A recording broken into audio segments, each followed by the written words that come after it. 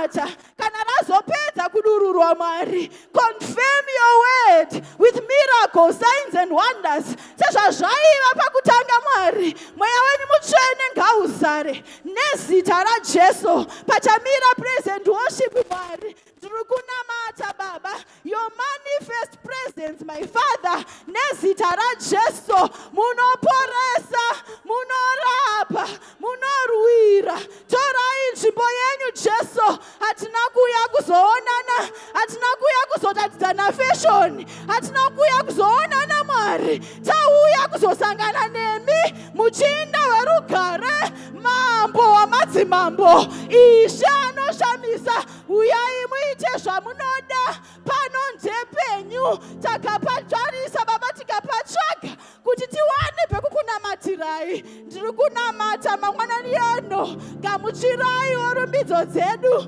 gamuchiraiwo patiakunamatai. Zviratidzo zvitevere vanotenda kuti muzita raJesu vadzinge mweya yakaipa. Ndiri kunamata nezita raJesu, ngirozi dzinomira nevaranda venyu Mwari ngadziuye dzizare panzvimbo ino, dziite basa nezita raJesu. Mweya mutsvene, uyai mutore nzvimbo yenyu. Isu kwete Jehovha, asi zita renyu rigopiwa mbiri nekuda kwekutendeka kwenyu. O rabakayetererererere yetarababababababababababa shatarabakayamandaraba. Yes, scout and take your place. Uyai mutore nzvimbo yenyu Mwari, imi mugokudzwa pashaya zita remunhu rinokudzwa nezita raJesu. I worship you, Lord, this morning.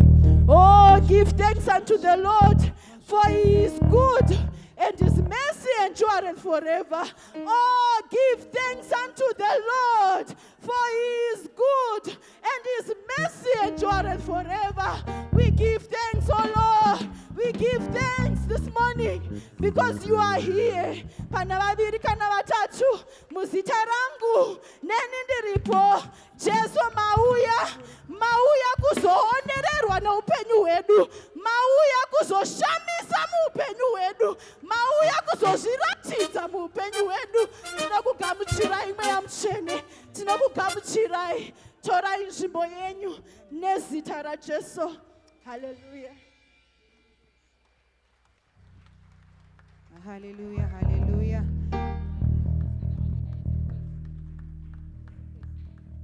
Hallelujah, hallelujah, hallelujah, hallelujah. Timbo Moresana, hallelujah. Hallelujah, hallelujah, hallelujah, Jesus. Hallelujah. Glory to Jesus. Glory to Jesus. Hallelujah, hallelujah. Hallelujah. Jesus, Jesus, Jesus. Jesus, Jesus, Jesus, Jesus. Jesus, Jesus, Jesus. Hallelujah, hallelujah, hallelujah. Hallelujah, hallelujah, hallelujah. Glory to Jesus, glory to Jesus, glory to Jesus. Hallelujah, hallelujah. Jesus, Jesus, Jesus, Jesus. Hallelujah, hallelujah, Jesus, hallelujah, hallelujah, hallelujah, hallelujah, hallelujah, Jesus, Jesus, Jesus, hallelujah, hallelujah, hallelujah, hallelujah, hallelujah. Chimbo weva maombo wako, hallelujah. Glory to Jesus, hallelujah. Thank you, Jesus. Glory to Jesus. Hallelujah.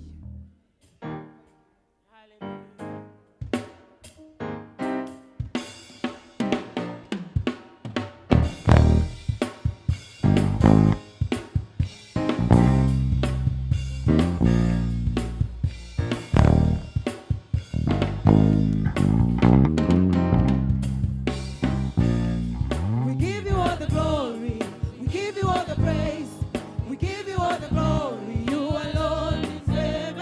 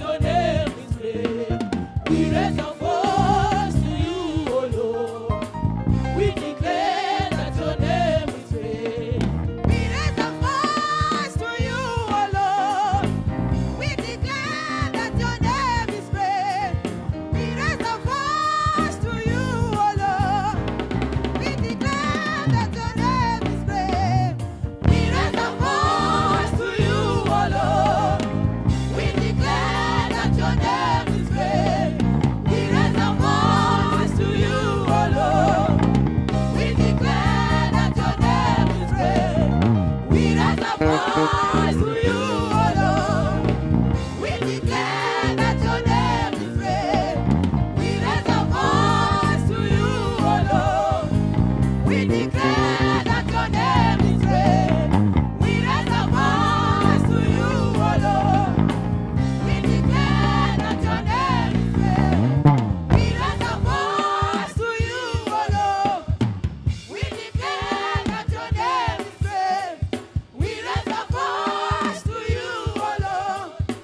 We declare that your name is great. We raise our voice to you, oh Lord. We declare that your name is great. We raise our voice to you, oh Lord. We declare that your name is great. We raise our voice to you, oh Lord. We declare that your name is great. We raise our voice to you, oh Lord. We declare that your name is great.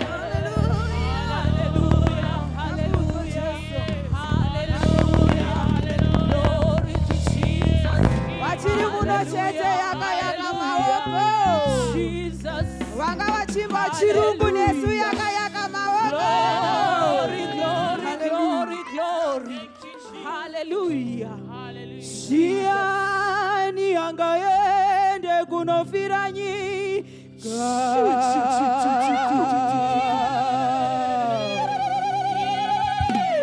Sing. Jiani angaenda kunofira nyika. Mwanakomana wa Mwari wote, Baba nditume kunofira nyika. Sing. Zitume kunofira nyika. Kirozi toti gwada pasi, Baba nditume kunofira nyika. Jesus. Sing. Zitume kunofira nyika.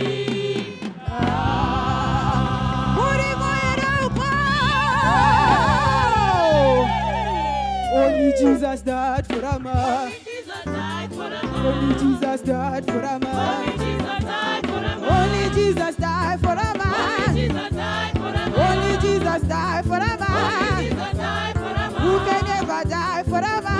Never died for a man. Who can never die for a man? Never died for a man. Only Jesus died for a Only man. Jesus died for a man. Only Jesus died for a man. Chineke died for a man. Jesus died for a man. Only Jesus died for a man. Only Jesus died for a man. Simon.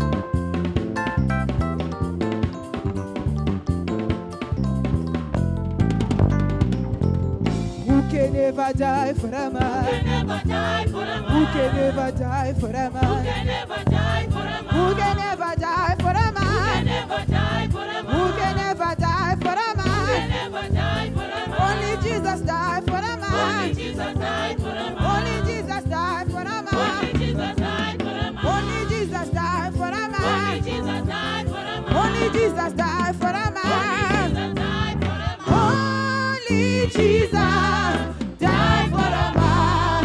Died for a man. He died for my sins only. Only Jesus died for a man. Died for a man.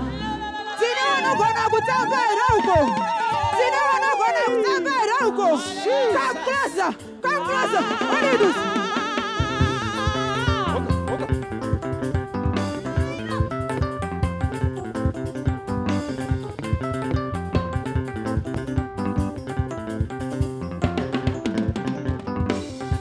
Chaifunga chakangwara Satani.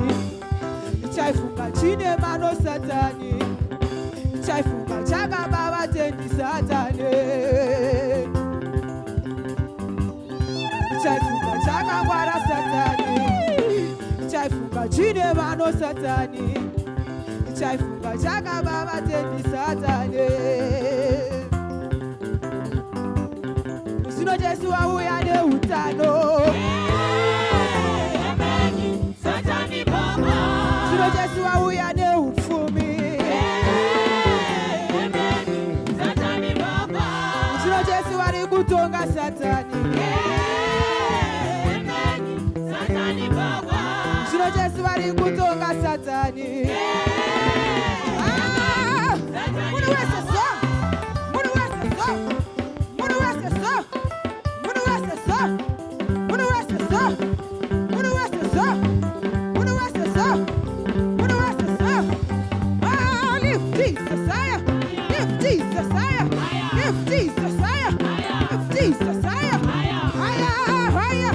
Higher, higher. Higher, higher. Higher, higher. Ugo, ugo, ugo. Ugo, ugo, ugo. Ugo, ugo, ugo. Ugo, ugo, ugo. Ugo, ugo, ugo. Ugo, ugo, ugo. Ba, ba, ba. Ba, ba, ba, ba. Dino baba.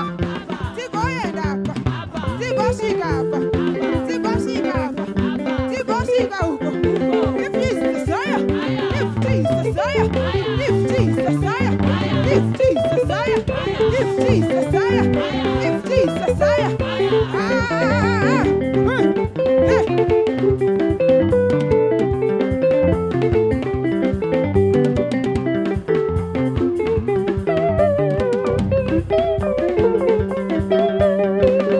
Aiwa, toda kungobata futi. Toda kungoparadza muwengi. Toda kubata iri yeIK47. Inoda nakurema. Jesus. Bata futi yako. Bata futi yako. Bata futi yako. Bata futi yako. Aiwa, ngatisikadere kuperi. Bata futi yako. Bata futi yako. Bata futi yako. Bata futi yako. 1, 2, 3, go.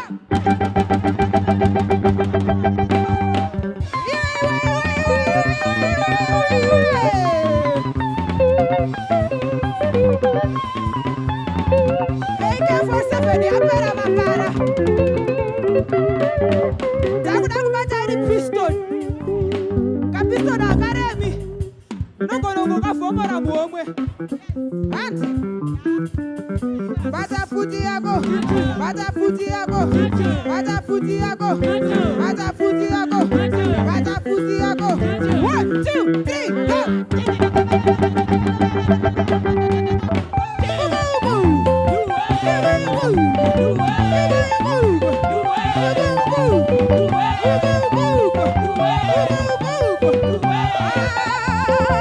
Hallelujah.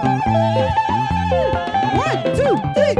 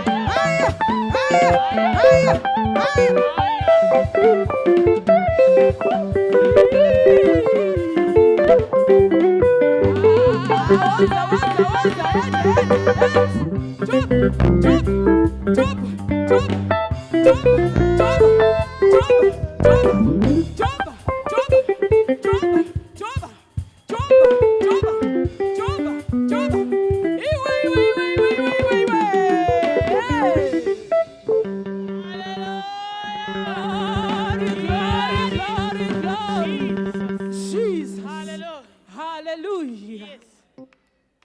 Jesu ndi mambo. Handikendenge kuti kuna Satani. Handikendenge. Jesu ndi mambo. Handikendenge kuti kuna Satani. Handikendenge. Jesu ndi mambo. Handikendenge kuti kuna Satani. Handikendenge. Jesu ndi mambo. Handikendenge kuti kuna Satani. Handikendenge. Jesu ndi mambo iwe. Handikendenge kuti kuna Satani. Handikendenge. Jesu ndi mambo. Handikendenge kuti kuna Satani. Handikendenge. Jesu ndi mambo. Handikendenge kuti kuna Satani. Handikendenge. Yawe vakatumira chituma. Handikendenge kuti kuna Satani. Handikendenge. Yawe vakandikhala matare. Handikendenge kuti kuna Satani. Handikendenge. Yawe vakanditumira chakwa. Handikendenge kuti kuna Satani. Handikendenge. Yawe vakanditumira chikwambo. Handikendenge kuti kuna Satani.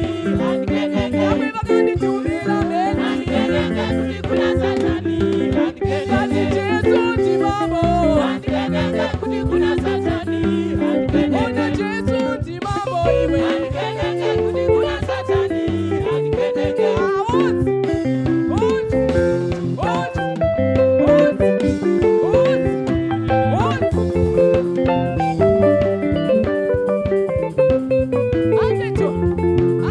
kuna Satani.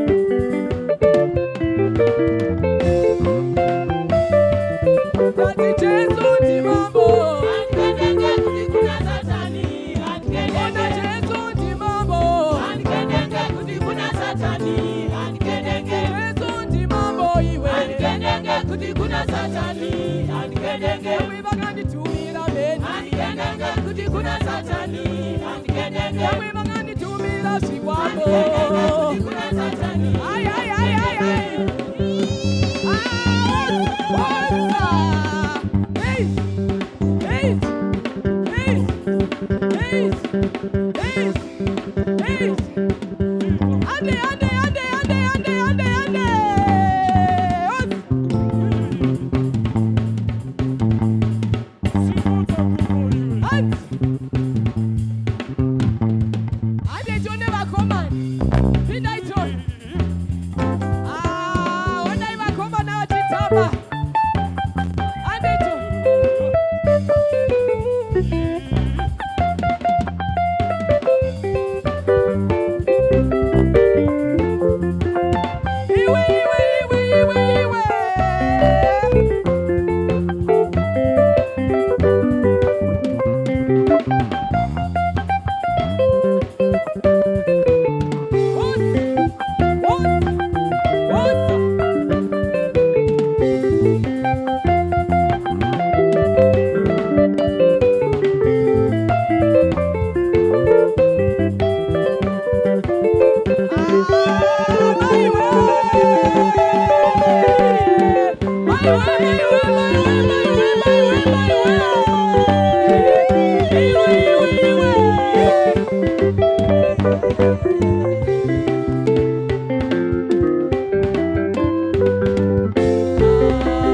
Satani. Handikendenge. Handikendenge kuti kuna Satani. Handikendenge.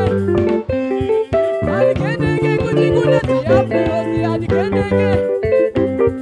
Handikendenge kuti kune nyonga yo. Handikendenge.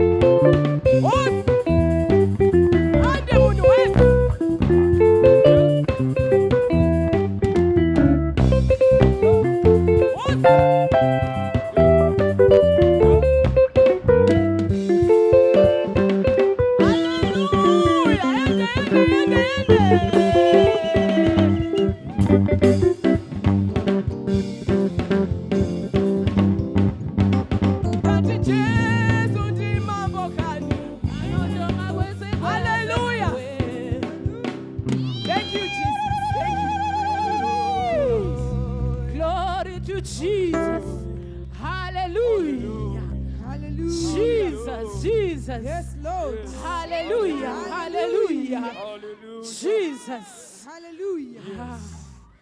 Yes. Mufaro rukupfurira mberi mufaro. Yes. Musitara Jesu. Somebody! Jesus. Wakafara chete, hallelujah! Hallelujah. Jesus. Hallelujah. Amen. Hallelujah. Zombuimba chizulu mbicha. Jesus. Andizika, so tobatirana, amen.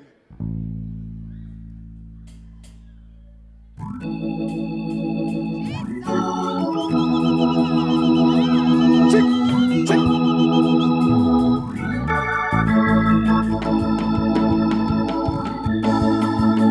Ligisola, ligisola, ligisola.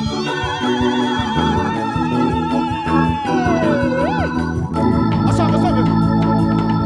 Utike ingoma. Basalal. Utike ingoma. Basibuyele, basibuyele kosi. Sipakamise. Ayo. Basibuyele.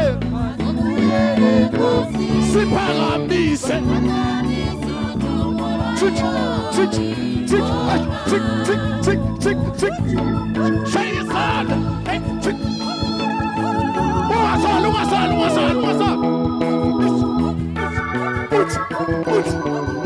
Teenagers are you there? Tick, tick. I'm Uzi Ikoma.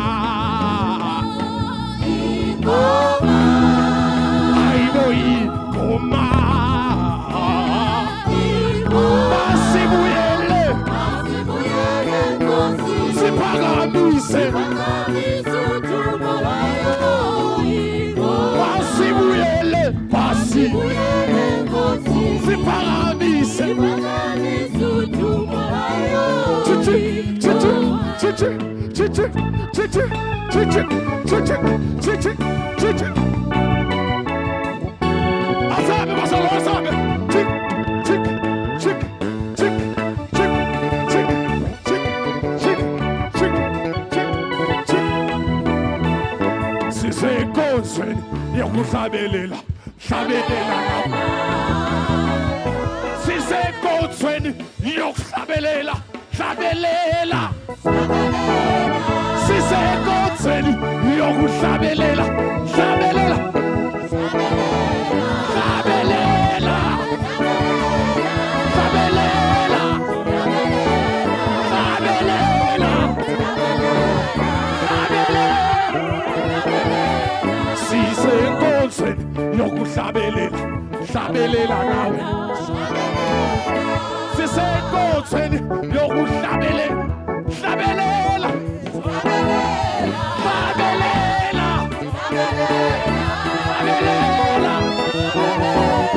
Hlabelela. Hlabelela. Sizohamba naye. Wasalala bithi sizohamba naye. Asabe kancane uthi sizohamba naye. Wena wejabulo. Sizohamba naye. Wejabulo. Lalela. Thina sizohlala naye. Awuhlale phansi. Awuhlale phansi. Uthi ke sizohlala naye phansi. Awuhlale, awuhlale. Ithi sizohlala phansi. Sikhulumisana. Wena wejabulo. Sizohlala naye. Wejabulo. Wena wejabulo.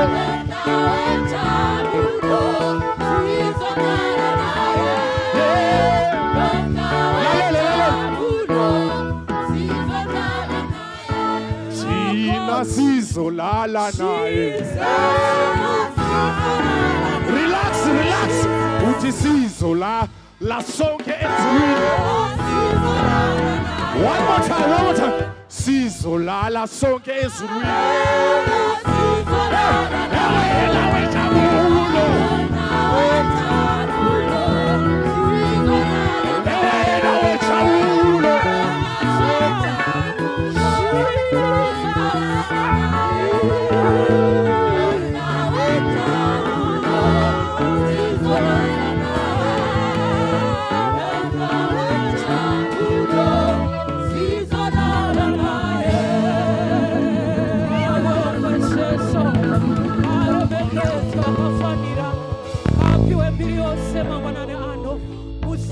Jesus we Nazareth, you are worthy, Jesus of all the glory.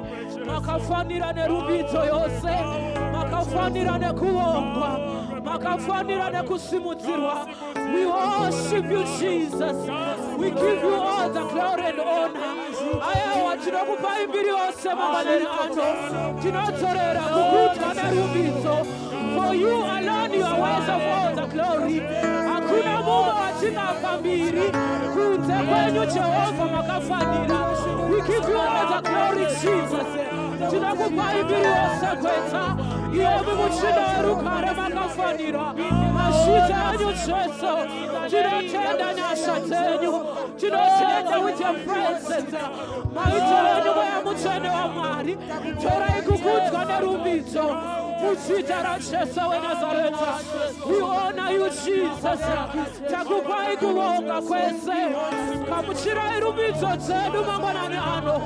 Waya muchana tinakutendai. You deserve all the glory. You deserve all the honor.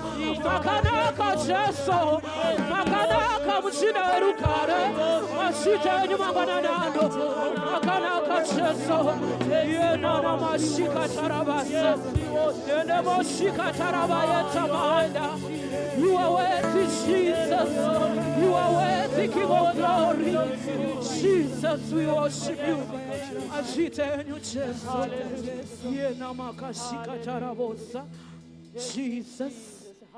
Sisi eti Zamira toka shirwa. Shirwa toka.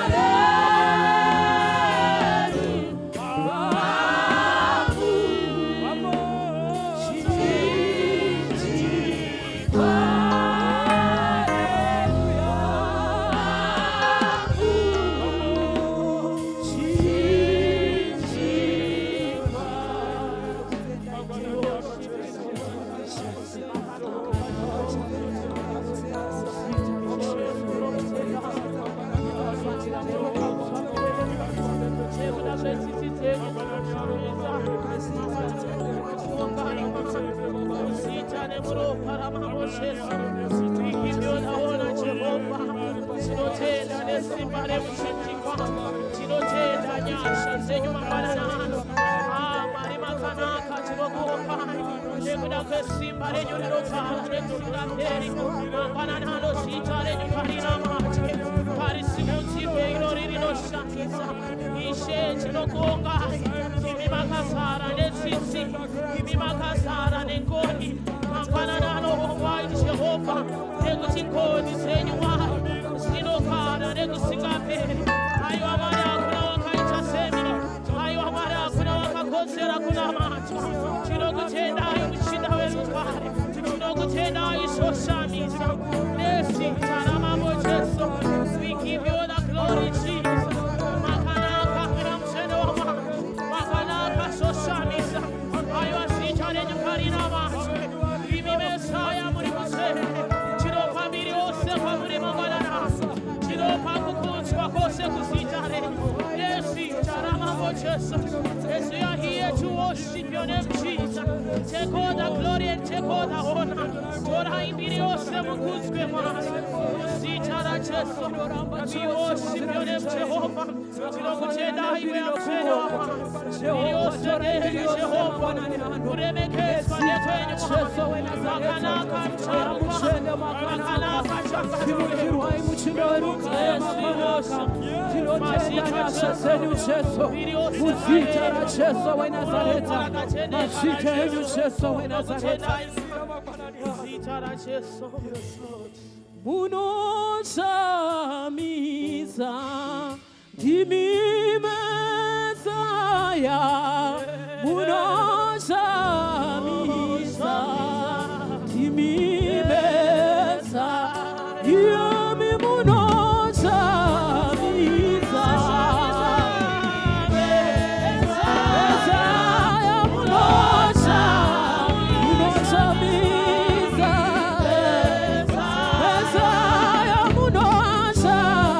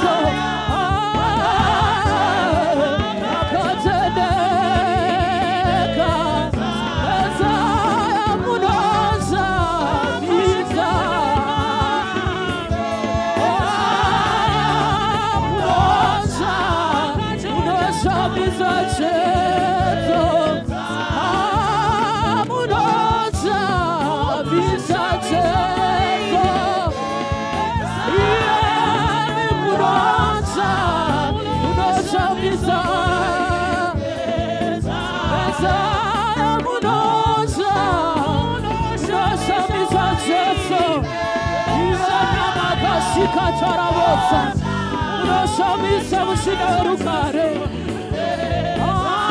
Ayame munoza bizajezo,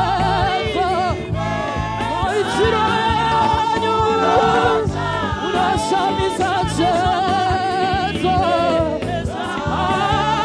Munoza bizajezo.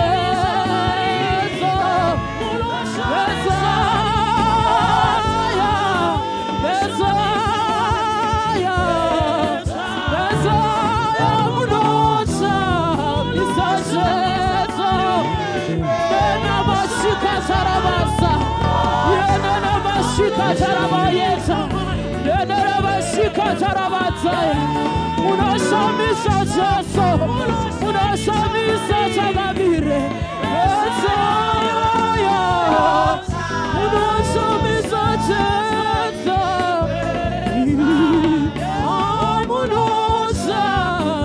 unashamisa Jesu.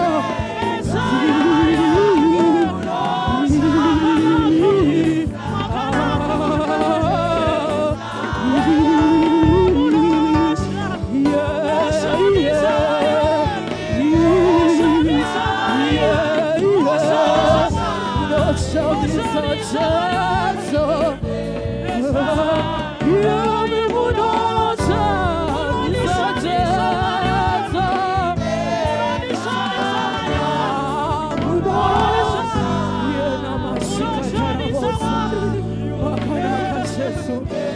Maisirenu anoshamisa. Kukona kwenyu kunoshamisa. Mabasa makuru amunoita anoshamisa. Ivi makasiyana newanyu Jehova. Munoshamisa pakutendeka kwenyu. Munoshamisa Jesu mangwanani ano. Panzvimbo ino tinokutendai.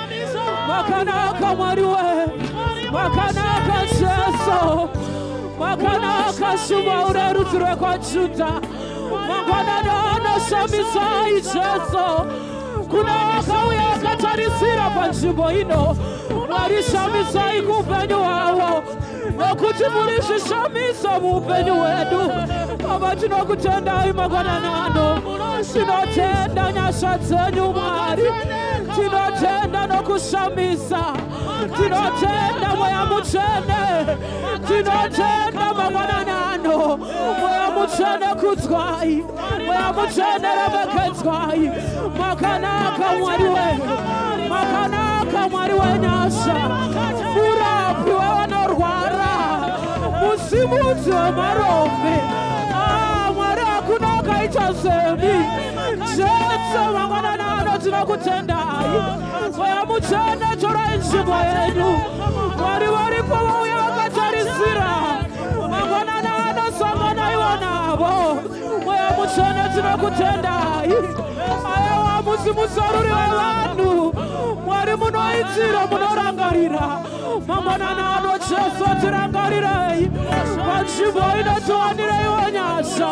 Nezita raJesu weNazareta. Tokutendai Mweya Mutsvene. Makanaka mangwanani ano. Hakuna wakaita semi Jesu. Mati wose anofugama. Ndimi dzinopupura. Kutimi Jehova ndimi ishaomatise. Mwari taunganira imi. Taunganira zita renyu. Taunganira kukuwangai. Mwari nezita raJesu. Murwiri hondo dzedu ndimi. Mazita enyu Jesu. Tinokuwangai Mwari. Zita raJesu. We thank you, Jesus. Glory be to your name, Jesus. You are worthy, Jehovah. We worship you, Jesus. In the mighty name of Jesus. Glory be to Jesus. Ndinoswa mazwi engirosi woti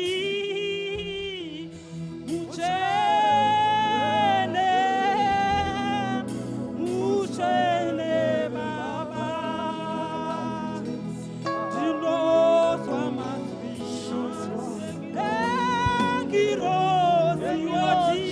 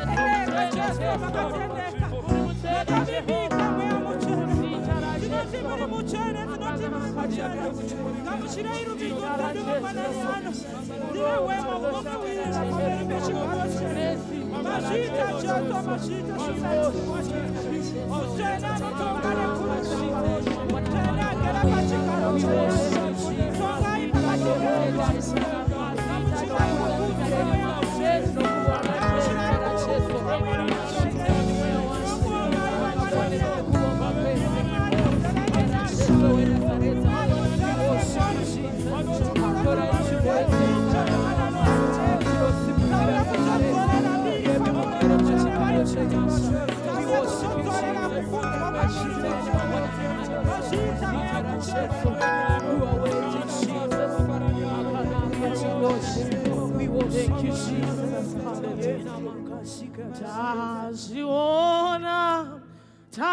Tashiona makatendeka Jesu. Tashiona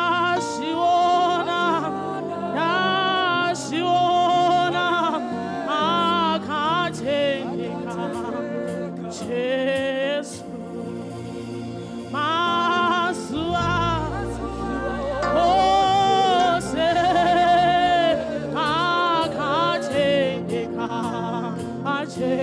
Toy mama sua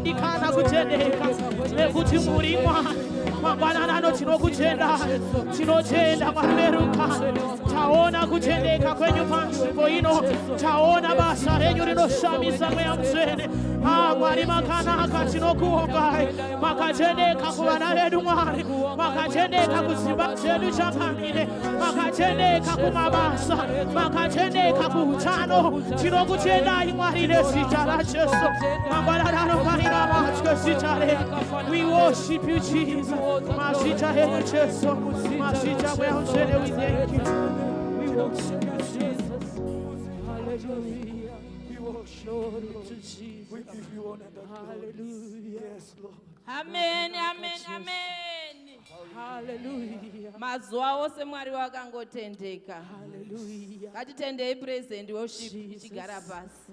Mashita Tinongokutendai Mwari mutsvene, Mwari wamasimba ose. Nokuti makatendeka.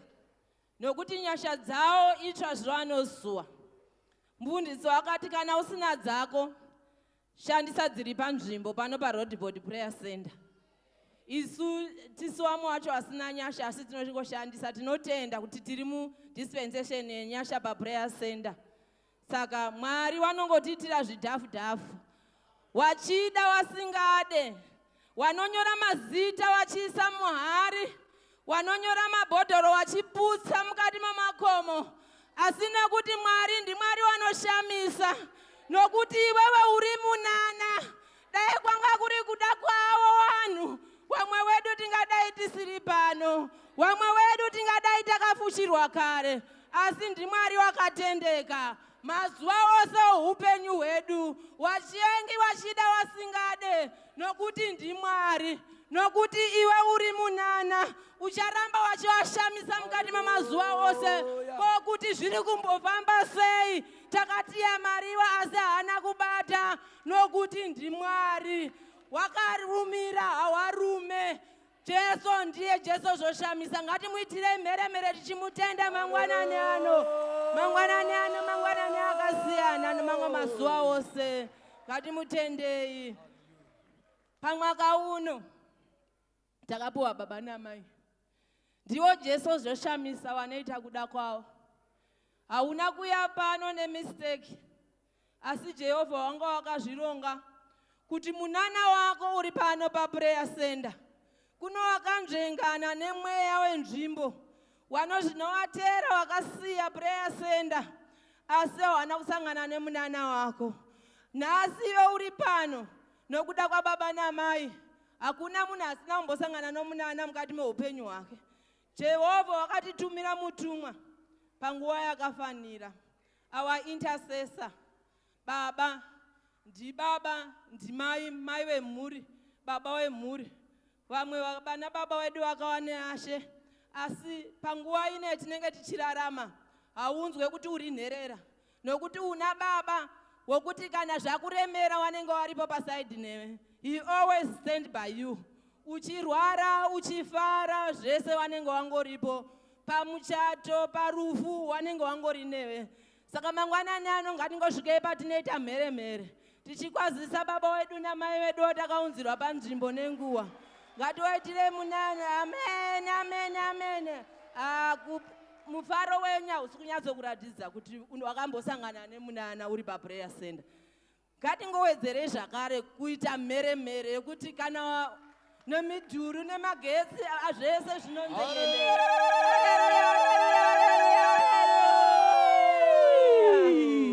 Baba namai, sekereke tinokudai. Ini nemhuri yangu tichirevesa zvichibva pasi pemwoyo yedu, tinokudai. Munenge mungori nesu, tichipfuura nopakaoma, tichipfuura nopanorwadza, tichifara, munenge muripo. In 2 minutes munenge masvika. Saka baba namai, inzwai kugamuchirwa. Kekereke inoti inokudai. Ini nemhuri yangu ndinokudai. Ngatitendei baba wedu achigara pasi. Mangwanani ano ndisingakangamwe. Ngatigare hedu tese pasi. Mukana wandawanirwa ndokutendai. Baba Masuka netimu yenyu. Tinokutendai, tinokudai. Mazvita yenyu mandiwanira idzo dzinyasha dzokuti ndimire ndiri pano, nokuti Mwari wakanga wakazvironga kuti zuva ranhasi nomwaka uno ndichazenge ndakamira pano. Haisi mistake yaitika. Bhodhi rana baba, ngatingofarire bhodhi rana baba, tichiridza mheremhere tichivafarira, tichivakwazisa muzita nomuropa ramambo Jesu. Amen. Tina bhodhi rana mai. Tinokudai mama netimu renyu. Tinokutendai, tinokudai. Ndiwo wakaita kuti tizive kuti tiri minana. Dai wanga wasiri mama wedu, Vamwe taisaziva, taingofamba kungofamba nje, tichingofamba. Tisina kana kastepi katinopika nokuti tinenge tiri muconfusion. Asi kubva zvatakaziva kuti tiri minana. Madzimai hoye! Madzimai hoye! Ngatingoitei titende mama netimu ravo vanotiitira zvakanaka. Vanotiunzira tumwe tumathimu pamusoro pethimu inenge yasarudzwa nababa. Pasi pako pano karinyoro kadiki kanenge kakanyorwa karipapo. Katinozoita kuti isusu tizive kuti tiri minana. Wana baba, atikukanga mwei, nana mai. Maita henyu tinokukwazai mangwanani ano tichiti muzita nomuropa raJesu, amen. Youth, chechi yamangwana. Tinokudai. Tinoti minana iwande kwamuri. Nokuti you are the future of the church. Pasina imi. Wanasekuru nana mbuya wageenda retirement. You must take over. Zvomunodzidziswa nababa namai. Muzvitore nomoyo wese, muzvishandise, muzviapply in the working world. Kudzimba in the future, munomuroad mese mamunofamba. Muzikane kuti muri kubva kuna baba naamai, muri kubva nepa prayer center. Youth, amen, amen. Youth, amen. Youth, you are very energetic. You can't be sitting down. Can you do the right thing as youth? Youth, amen, amen. Youth, amen, amen. Tinokutendai. My teenagers, ka package kari full, kakazara, because these were the original prayer center children. Mukatarisa wese ma teenagers, wari original, nokuti wakazvarirwa pano pa prayer center. Saka ndiwo wakatakura nyasha dzose dzepakerekere dzepa prayer center. Ma teenagers woye! Ma teenagers woye! Ngati wagamuchirei wana wedu iwawo. Wanogara wari pasi pemunamato. Ngati wagamuchirei ana mai, ngati gamuchirei wana wedu nana baba wari ku teenage section. Amen. Tine Sunday school yedu. Yatakawanirwa nyasha. Ndio pakabvawo panoti sekuru nambuya zvakata ku Sunday school. Vamwe zvinowanetsa kuti sei mimoga makangonzi sekuru nambuya. Kuno runyoro rwakanyora rusingadzimike. Pozvakaitika mufundisi waivapo. Ndidzo nyasha dzacho dzokuti tizonzi sekuru nambuya senge tisitega wana sekuru nambuya mukati mekereke. Usekuru nambuya wakaita kuti mufundisi ndiwo wakagamuchira muzukuru wedu. Pozvakaitika ndiwo wakanorora. Saka mufundisi waivapo pozvaitika zvese. Saka tizonzi isu sekuru nambuya zvakata senge tengetega vamwe vanofira jealous kuti sei imi muchinzi sekuru nambuya. Asi mukereke muna ana sekuru nambuya wakawanda. Isu tisi the original sekuru nambuya opa prayer center tichiri kupindira garage. We were the first couple to receive our grandchildren pa prayer center. Saka ours is original grandkids of Pastor na Mama Jirich. Amen. Sunday school, amen, amen.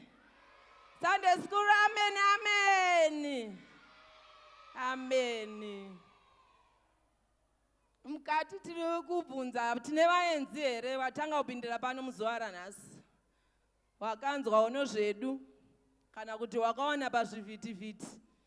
Wauyawo kuzotijoina kana kuti wakanzwa neshamwari dzako. Pamuri ipapo ngatingosimudzei maoko waenzi watisikawo pazuva ranhasi. Pano tinofarira waenzi. Pamaasha edu warakidzeiwo tiwakwazise nezvamuito wakasiyana. Zvatinoita pano tinofarira waenzi, takadzidziswa namama wedu kufarira waenzi nokuti hapana anoenda kumba kwamama akabvako asina kudya. Wanongogara wangori notunhu turi set aside twakangobikwa twakawanda. Kunyange ukangoti nhasi ndiri kupfuura asi mama hawashaiwa chokukupa. Waenzi wedu ngatifambei tichiuya kuno kumberi. Tichafamba naye kusvika kumagumo, tichafamba naye kusvika kumagumo ndichafamba naye Mwari uyu kusvika kumagumo ndichafamba naye. Do we have any visitors in the house? Ndichafamba Do you have any visitors? If you have a visitor,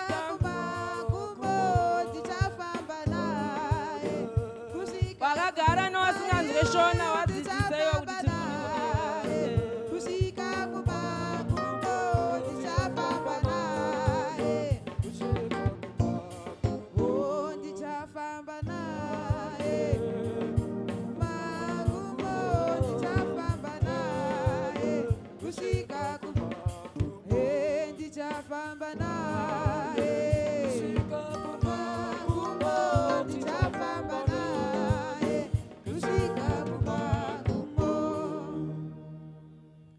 tagara tanzwa kuti pane wasinganzwe Shona. We are going to introduce ourselves to the church. Are you here permanently or you are just here visiting? Where you are coming from? How did you hear about us as the Roodeport Prayer Center? But here we want permanent visitors. That's what we are more enjoying. Is if you come here, we still have a lot of seats that are vacant. So if you come here, that means you are sure to get your permanent seat here. We still have a lot of them. My name is Gogo Shagata. We worship under our pastor, Pastor Jiriji and Mama Jiriji, here at the prayer center. We are married. You are going to see my husband as time goes on. We have grandkids. We are going to be here until Jesus comes. We are one of the couples that are not going to move, and we are not going to go back home. We are here to stay permanent.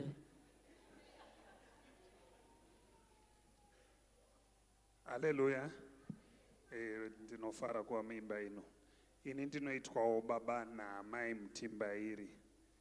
Ndabva kuMutata ku-Eastern Cape.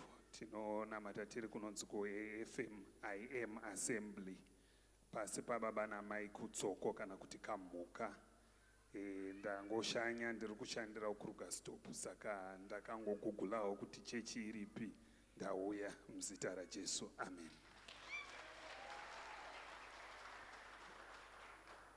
Hallelujah. Greetings to our mother and our father in the whole congregation.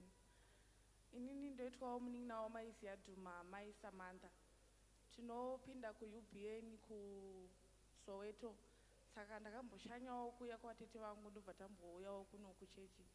Ndafara nekupindawo mimba yaMwari. Hallelujah. Hallelujah. Ndoitwa mai Chinungu, ndabva kuZimbabwe. Ndashanyira mwana wangu mai Sigauke namai Tanatswa, uye ndiri gogo vaTanatswa. Ndinobata ndiri kuCCAP Church, inove ndo Church of Central African Presbyterian. Ndiri amai veBhachi uye ndiri mutungamiriri kumadzimai. Ameni.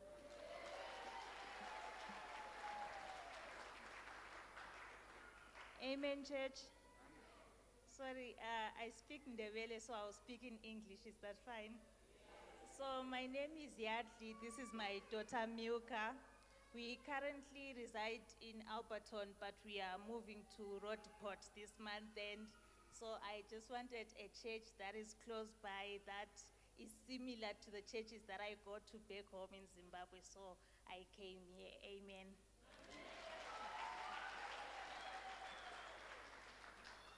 Hallelujah. Greeting in the name of Jesus. I don't speak Shona as well, so I'll speak English. I would like to take this opportunity to greet the owner of the service, the Holy Spirit, the mother and the father of the house, the elders, Abo Mama, the fathers, all protocols observed in Jesus' name. Amen. My name is Amanda Masingata. I am from the Eastern Cape. The church is not new to me. I fellowship in Eastern Cape, in East London, in Worship Center under the leadership of Uma Mumbeki, who is the elder. And I was around, I came to visit, so I was looking for the nearest AFM, and that's why I came here to fellowship with you guys. Amen. Hallelujah. Mina ngizokhuluma isiNdebele ngiyathanda isintu sakithi. Mina ngisemathole kodwa kunabantu engihlala nabo abasonta la. Every Sunday ngiyababona nje besize esontweni ngathi awuthi ngibavakashele manje ngokufika la ngathi ngizoba permanent ngoba ngibona ngathi nje kumnandi la ekhaya. Ngiyabonga kakhulu. Amen. To our visitors, those broadcasts that we are having, one of it you need to fill your information. The other one gives you information about the church, how it started, and where we are going, and our future is also written on those papers. After service, those cream white, off-white couches, you are going to go and sit there. After filling this, you put it in the basket or you give it to the ushers. You are going to see our secretary there. It's going to take care of you. The team is going to give you juice, or today is hot, you are going to receive juice, not tea. So you can take your seat. Thank you so much. Those who visited, you must continue visiting us. Clap hands for our...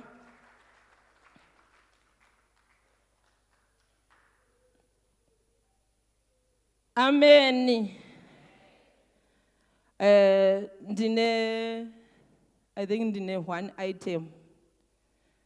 Yandinayo pano mangoma items achauya after service. Tina mai mananga. Wachifamba wachuya mberi ngati waomberere maoko. Tango wango sari wanozviminesi mashoma nguva yedu yapera.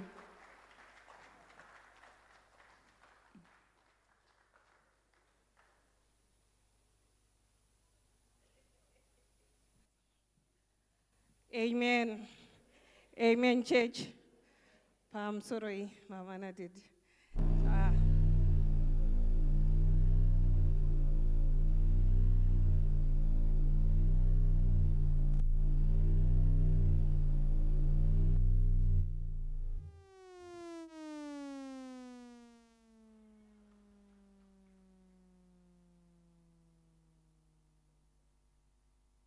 Amen, church. Ndisati ndataurawo testimony yangu ndinokumbirawo kuti ndimboimbawo mbichana. Ndinokumbirawo vanokuziva song yandichaimba mundibatsirewo kuimba. Amen. Obvuma ndifambe nemi sezvakaita inoki mumateru wokwarwangu nditauri randenemi kana nzira yoshaikwa te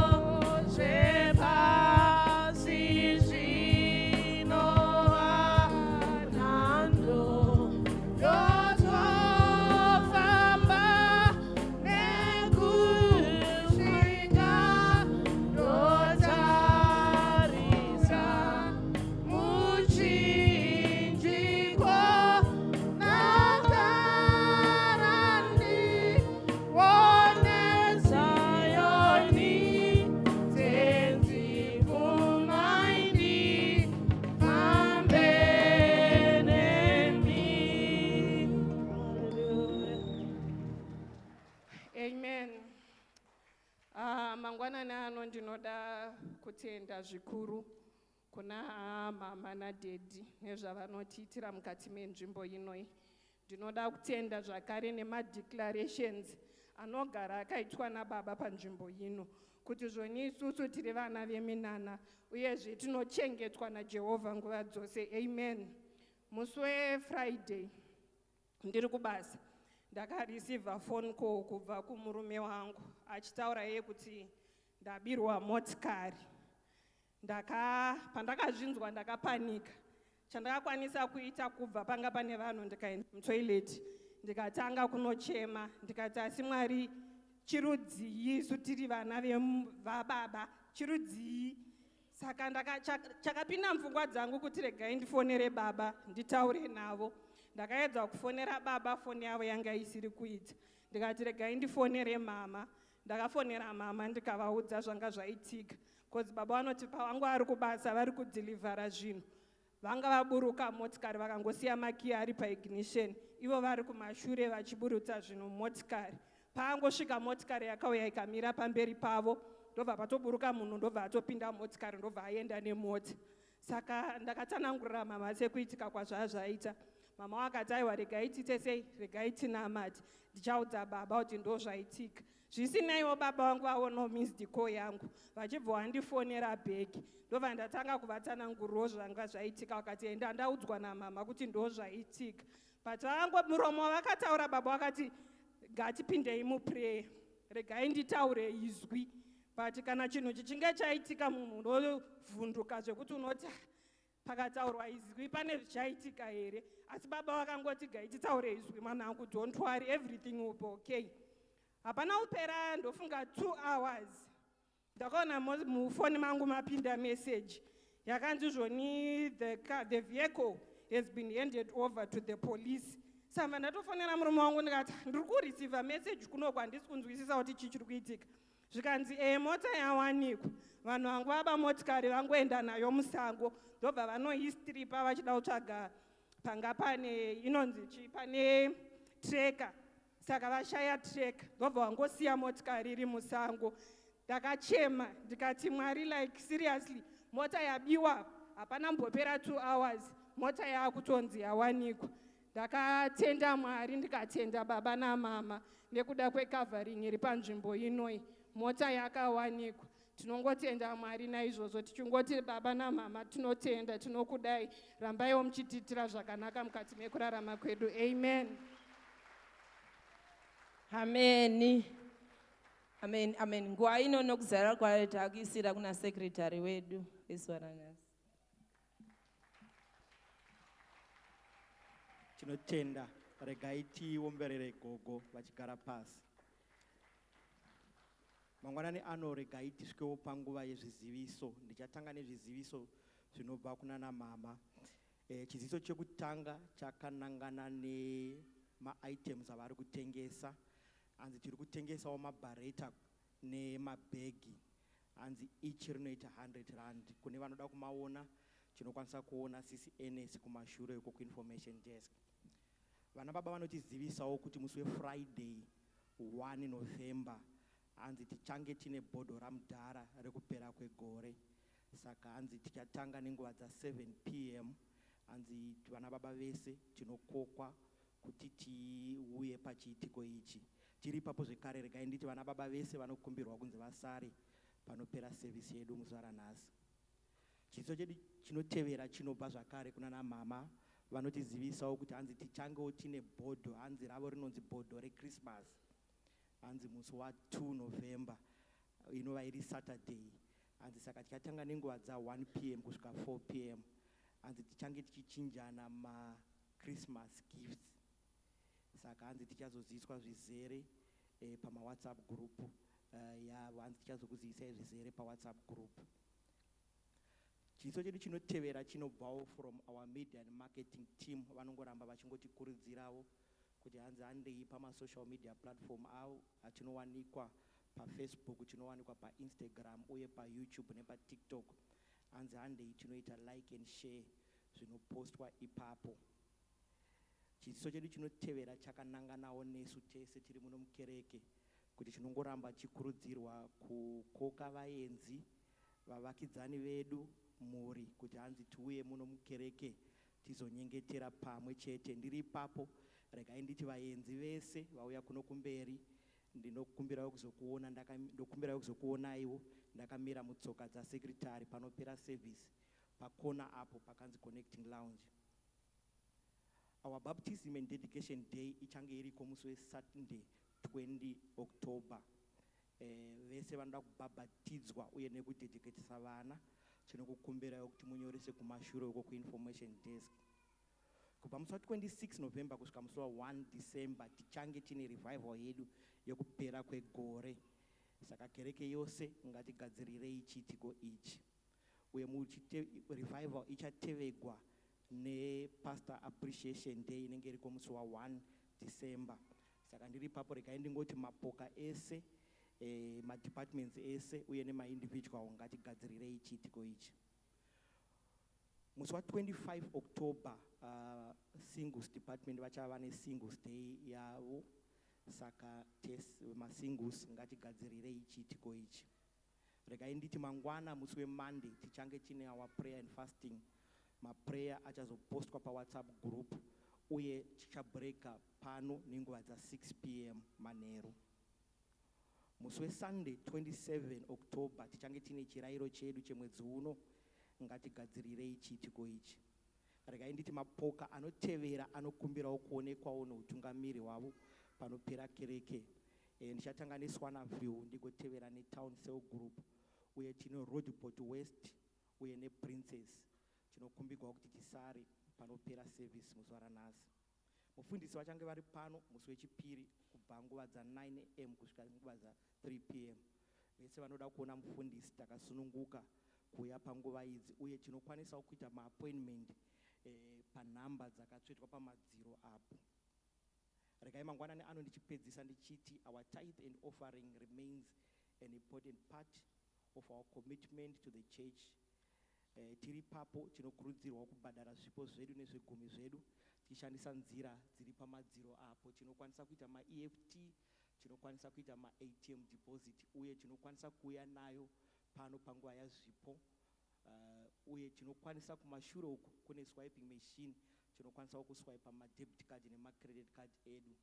Regai ndigumire pano mangwanani ano ndisiye nguva nekuzara kwayo kuna gogo Zhakata. Tinotenda. Thank you.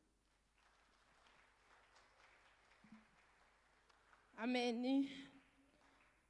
Chiringaziva changu chakwata asi mukanaona sisi muchindionawo pano ndichinzi gogo kuna sekuru wakandidawo. Ameni chechi. Ndakadiwa nomunhu anoda zvokudisisisa. Tine vana vedu vaviri, kufadzai nakudzai, nevazukuru vedu vari kuSunday school kubva kwaShona Kundai. Sekuru, ndinokudai. Imi muchindawo tinodanana, ndiwo wakanditransforma kuti ndizova Zhakata. Zvokuti kana ndikatostreswa kwandakabva handichazikane nokuti ndaZhakata in full. Nguva yedu yapera. Ngatisiyirei nguva kuna mufundisi, ngatisumukei tose tichipa nguva yose nokuzara kwayo kuna Baba watipa kurelation zuva ranhasi.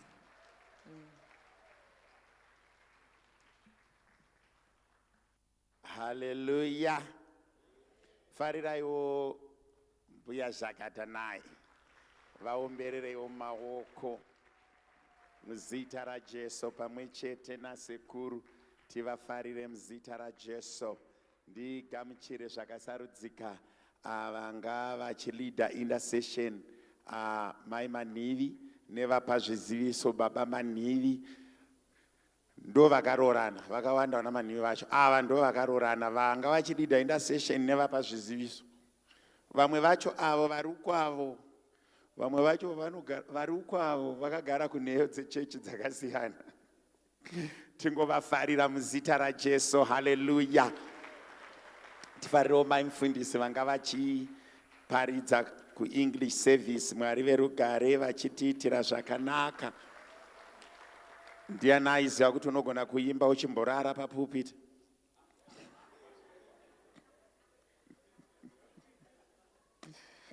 Hallelujah.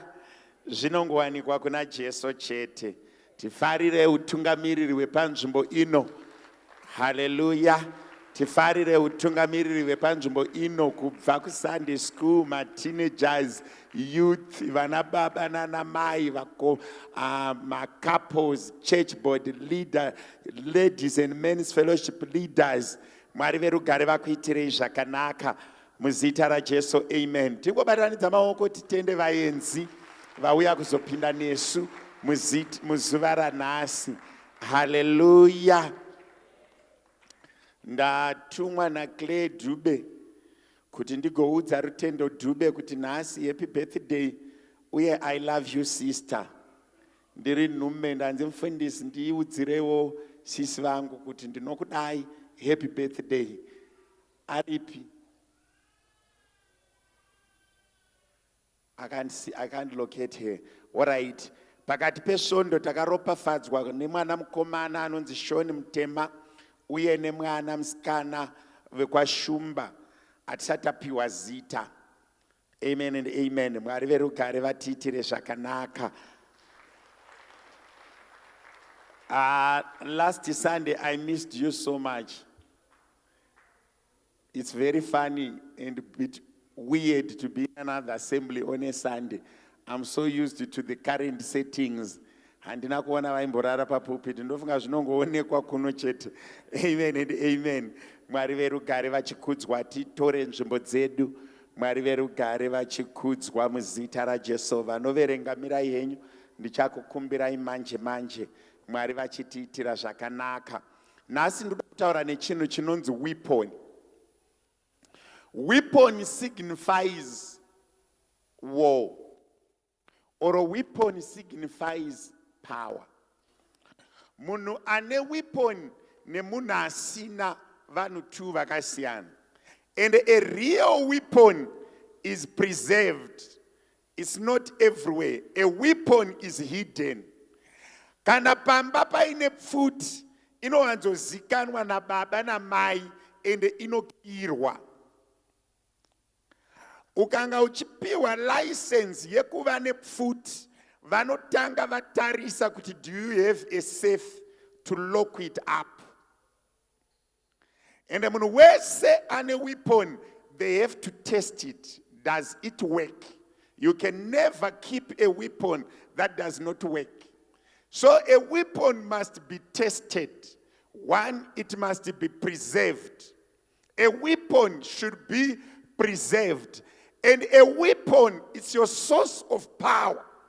Munhu wese paanoremerwa akanga aine banga, even asingabayi, but ukamisa pakona anorishandisa. Munozviziva here izvozvo? Ukamisa pakona anorishandisa. That's why muchiona vana mai vazhinji vasingafariri pfuti mumba. Unonzwa zvonzi mukatsamwa munogona kuzoishandisa panapo pasina muvengi panapo. Kureva kuti a weapon inogona kushanda in times of desperation. People express themselves nema weapons avainavo. Munhu semunhu akatosikwa semunhu asina an artificial weapon, ane ma weapons ari paari. Maoko, makumbo, musoro. Kureva kuti munhu akatsamwa anogona kukupancha, anogona kukuhedha, anogona kukubana. Vangani venyu vakamboona zvichiitika kana vakamboona zvichiitika pavari kuti musoro unofunga kuti ndeve decoration unogona kungoshandiswa kuhedha munhu. Maoko anogona kungoshandiswa for violence, but pamwe pacho anenge akagadzirirwa chii? Good purpose. Taurira mumwe munhu ari padhuze newe kuti a weapon. A weapon. Dzokororazve uti a weapon. Ya regai ndigoverengesa shoko raMwari. Nanga ndichida kungoti nditangire ipapo ndisati ndakanganwa. Vanoverenga shoko raMwari ndiverengereiwo vakorinde vechi 2 Corinthians chapter 10 verse 3 to 5. 2 Corinthians chapter number 10 verse 3 to 5.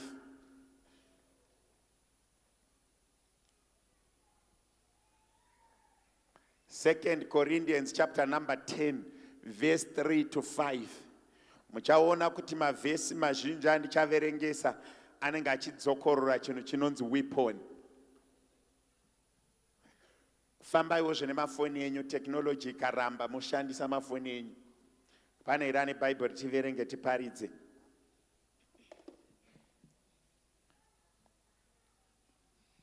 Ndiverengerewo 2 Corinthians chapter number 10 verse 3 to 5. Then in 2nd Ephesians chapter number 6, 11 to 13. Nekuti kunyangwe dai tichigara zvedu munyika, hatiri hondo sezvinoita nyika ino.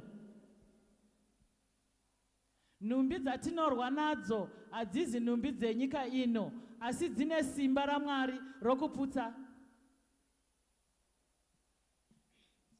For though we live in the world, we do not wage war as the world does. The weapons we fight with are not the weapons of the world. On the contrary, they have divine power to demolish strongholds. We demolish arguments and every pretension that sets itself up against the knowledge of God, and we take captive every thought to make it obedient to Christ. Ephesians chapter number 6, verse 11 to 13.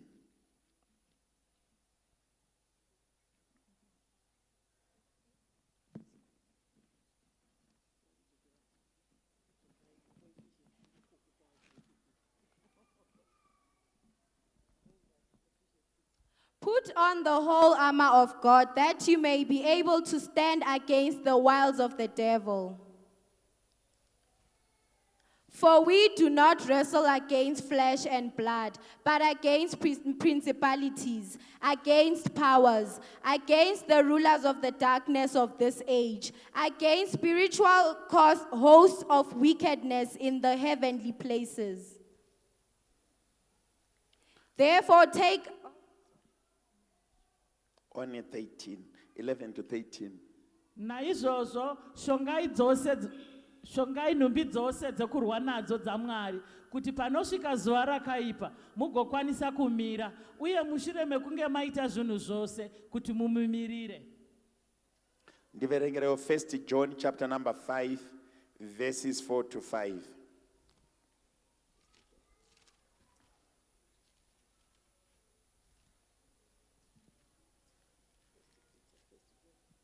For whatever is born of God overcomes the world, and this is the victory that has overcome the world, our faith. Dzokororai ndirisati wapfuura dzosera vhesi iro number 4.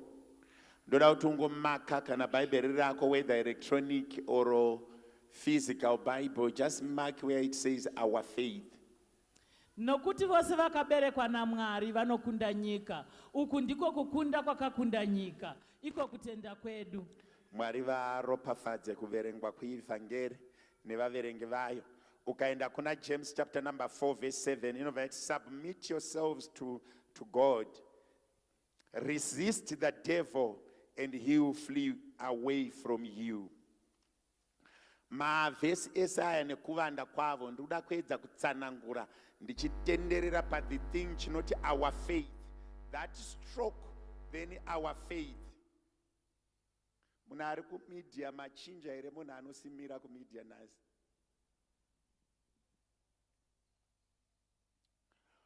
Ndoda kuti tidzokere panyaya inoti our faith, kunotarisa our faith, taking our faith as a weapon, kutora kutenda kwedu senhumbi yekurwa nayo. Toda kudzokera pawedhi rinoti faith, timboritsanangura kuti kutenda kwedu, the weapon of warfare that we have is faith. We need to know kuti kutenda kwedu, the size of the enemy depends on the level of faith. The size of the challenge is determined by the faith, the level of faith yawinayo. Unoona kuti nyika ine zvainoona uye ine zvainoita. Ukadzokera kubhuku yaGenesis, unoona kuti Mwari vachisimudza murume anonzi David paanonosangana naGoliath. Ukatarisa that story, Goliath was a trained man, a war warrior, physically fit, are manually and intellectually trained to fight a war. Even my physical features ehondo, even my attributes ehondo, even hembe zehondo. But kuno simuka murume anonzi David, arikuno apply faith in its 3 dimensions. The dimensions of faith inoti: 1, believe kuti kuna Mwari; 2, believe in the human agent anouya akatakura the substance ya Mwari; 3, believe kuti zvinoita tikabatanidza Mwari human component zvinhu zvinoita. Nobody kuno addressa Goliath achiti, who is this uncircumcised Philistine who despised the mighty army of God? Is giving reference kuti pamusoro pevaIsraeri pana Mwari. Obva atenga kuti murume uyu anogona kupanywa, kureva kuti vaitiza vachipinda mumako vakanga vasina kutakura kutenda kwaienderana nesize of the enemy. Kureva kuti kutenda kwako iwewe kunogona kudzora dambudziko kusvika palevel yekuti rimanejeke. Kutenda kwako iwewe as a weapon kunogona kukurwira hondo. Ende unobvunza murume anonzi Samson, anosvika pamba kuti he lost the integrity yekuziva kuti ndakatakura uchene, akagerwa bvudzi.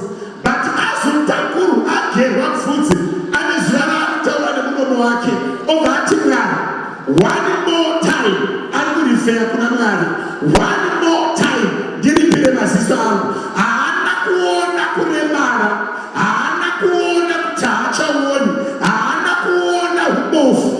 Dambudziko rakanga riri pamberi pake akaridzora nenyaya yekutenda kuti Mwari akambondibatisa mapere neanogonazve kundiitira zvakanaka pamwe akava ndasvika.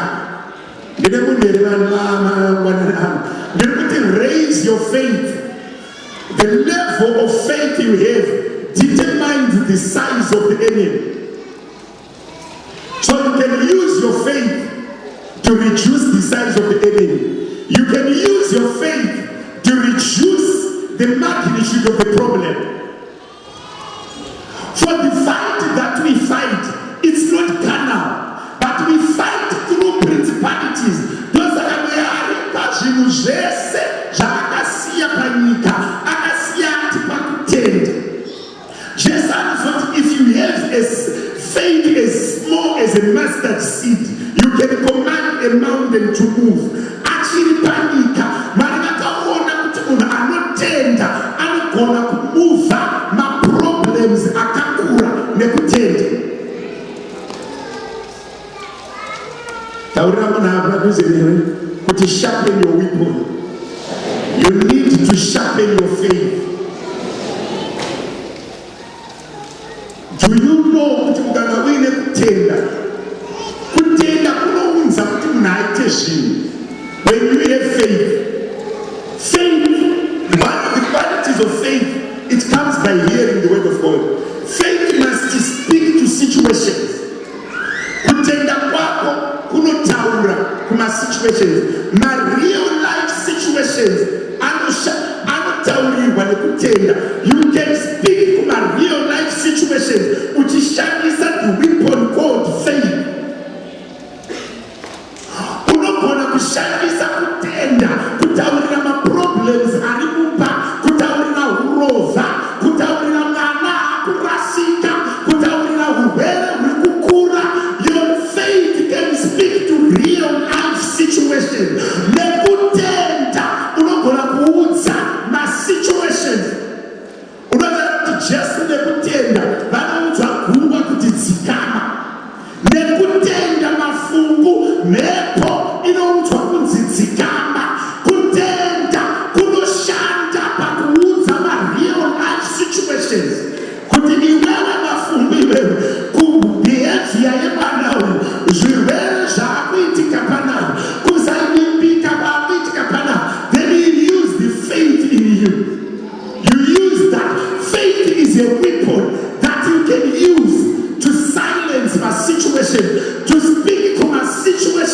zveupenyu. Nekutenda Abraham yakava shamwari yaMwari.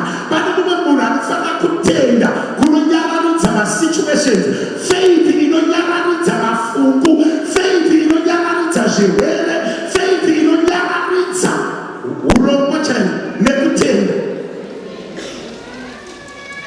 Pane mumwe munhu anofanira, faith can be a weapon that can even silence my arguments in the church, that can even silence my arguments pamba, that can even silence mafungu emumarriage.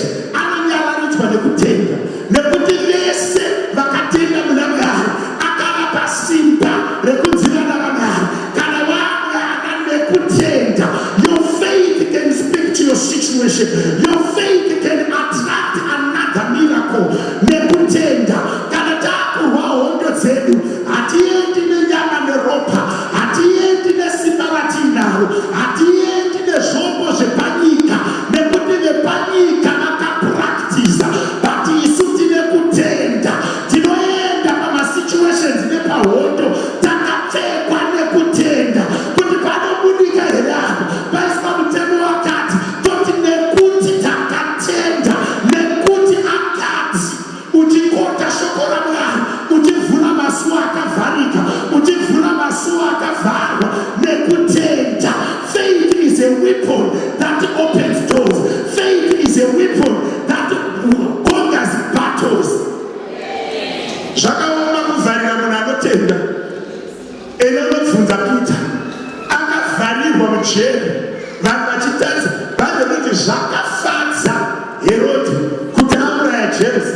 Pakuvharirazve Pita, vanhu rati kwete Pita, vakasara kumba vakaramba vachinamatira Pita kusvika denga rava kunovhura suo repajeri. Nekutenda masuo epajeri anovhurwa, nekutenda masuo eHadhesi haaparadzi vana vako. Mhiko dzevanhu dzinoparadzwa nekutenda. Kune mumwe munhu anofanira kuita kwese. You need to sharpen your weapon. You need to preserve your weapon called faith. You need to sharpen your weapon called faith. You need to preserve your weapon called faith. You need to increase your weapon called faith, that you can enter into battles and win. Ende kana Satani akuparadza, anokubvisira kutenda, nekuti vanotenda havaparadziki, nekuti vari kuna Mwari, vari anchored in the word, havaparadziki. So Satani kana anoda kudhila newe, anoreduce your level of faith. That's how he can attack you. Because when your level of faith, when it's at its maximum, you can never be destroyed. Faith inspires works and actions. When you have faith, it drives you into action and into good works. Vanotenda, vanapita, na John na Javani, vakavasina chavanacho, but how beautiful get, vakazara nekutenda vanoti very indalama hatina, but tinotenda unogona kufamba, simuka ufambe. Kureva kuti kana wane kutenda mauri, you start to do the wonders and the actions. Kureva kuti kutenda kuri mauri. That's why vanhu vanobvisa zvikone zvegumi vakazara nekutenda, vanhu vanochengeta varombo vakazara nekutenda, vanhu vanoita magood works vakazara nekutenda. Why? Faith derives actions and works. Unoda bhibiyu haugoni kurarama panyika usina this thing that we call our faith. Unobva Bible richiti, for whatever is born of Christ overcomes the world, and this is the victory that has overcome the world, our faith. Kutenda kwedu. Tarisa munhu ari padhuze newe kuti unofanira kusimudza kutenda. Mwakavatiri kurarama mauri, unoda kuti utende. Mwakavatiri mauri, unoda kuti titende. How does faith work? Faith derives you to pray passionately about the truth of the word of God. Mushoko raMwari mune chokwadi chirimo chinozikanwa nemunhu wese, asi kuti mupinde machii chinoda kii inonzi faith. Munhu wese anoziva kuti mushoko raMwari marakanyorwa zvichinzi, he shall heal the sick. It's a truth that is hidden in the word of God. Mushoko raMwari mune chokwadi chakanyorwa kunzi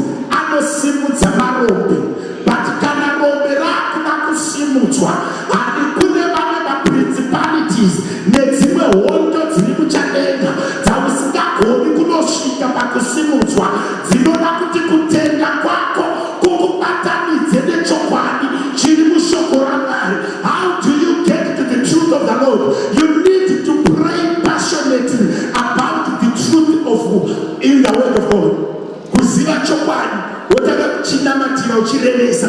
Walk in the truth. Step in the truth. Stay in the truth. But you need the trigger called faith. Kuti uzototenda kuti vanhu zveshuwa vanopora, uzototenda zveshuwa maronda anosimudzwa, utozotenda zveshuwa imba yangu inomira. You need to believe, and that is faith. Faith is the weapon that no one can steal away from you. Why? Because you keep it hidden in the innermost of your body. No one can take away your faith out of you. But as much as faith comes by hearing, also faith is taken away by hearing. Ngafara pangaka chini, taubwa na mtunamiri wekumateenager. Ati vana vedu vane information yese yakanaka neyakashata. Kune vakuti kana vakusimudzwa naMwari vanofanira vaine vakanzwa yakanaka. Kana vakuparadzwa naSatani vanofanira kunge vakanzwa yakaipa. Saka mwoyo yavo nepfungwa dzavo, it's a battlefield of two departments of angels. The angels of darkness, they are trying to feed in them. The angels of heaven, they are trying to feed in them. The angel of darkness, to the angels of God. Why? Information yakanaka. Those are to go to Mukusha Kapusha. To tenda kwakasiyana. Chivera chunaimu. No sickness shall ever take you. But the level of faith, the weapon of faith. Do you know to say to one the moon?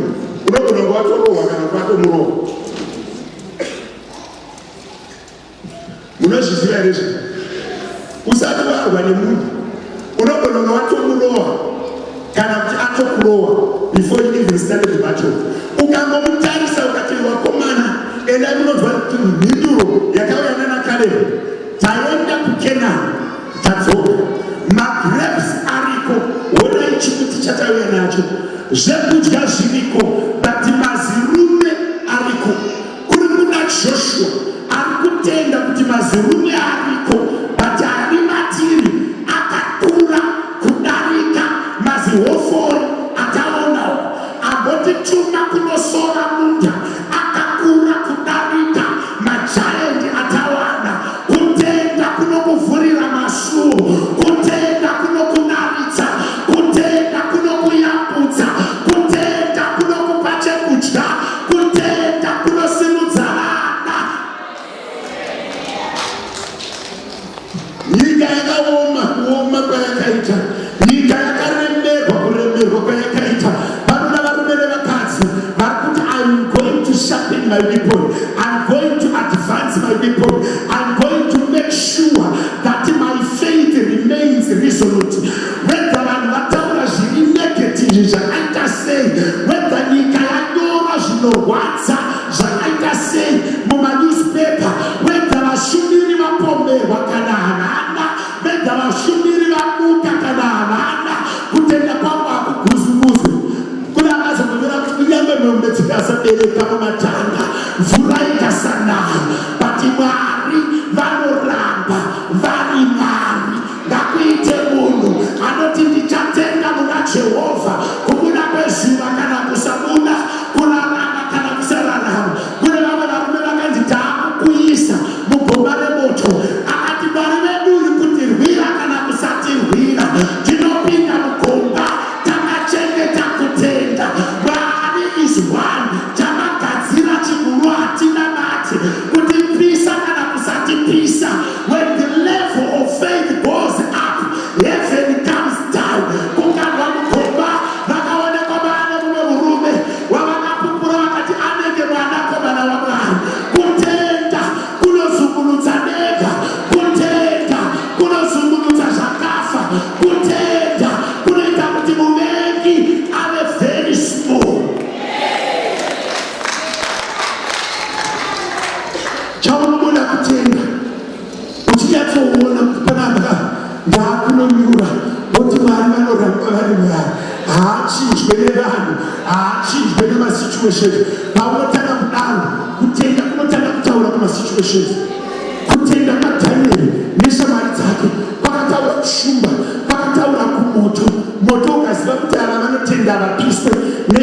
tikaziva kuti ava vanotenda havadyiwe.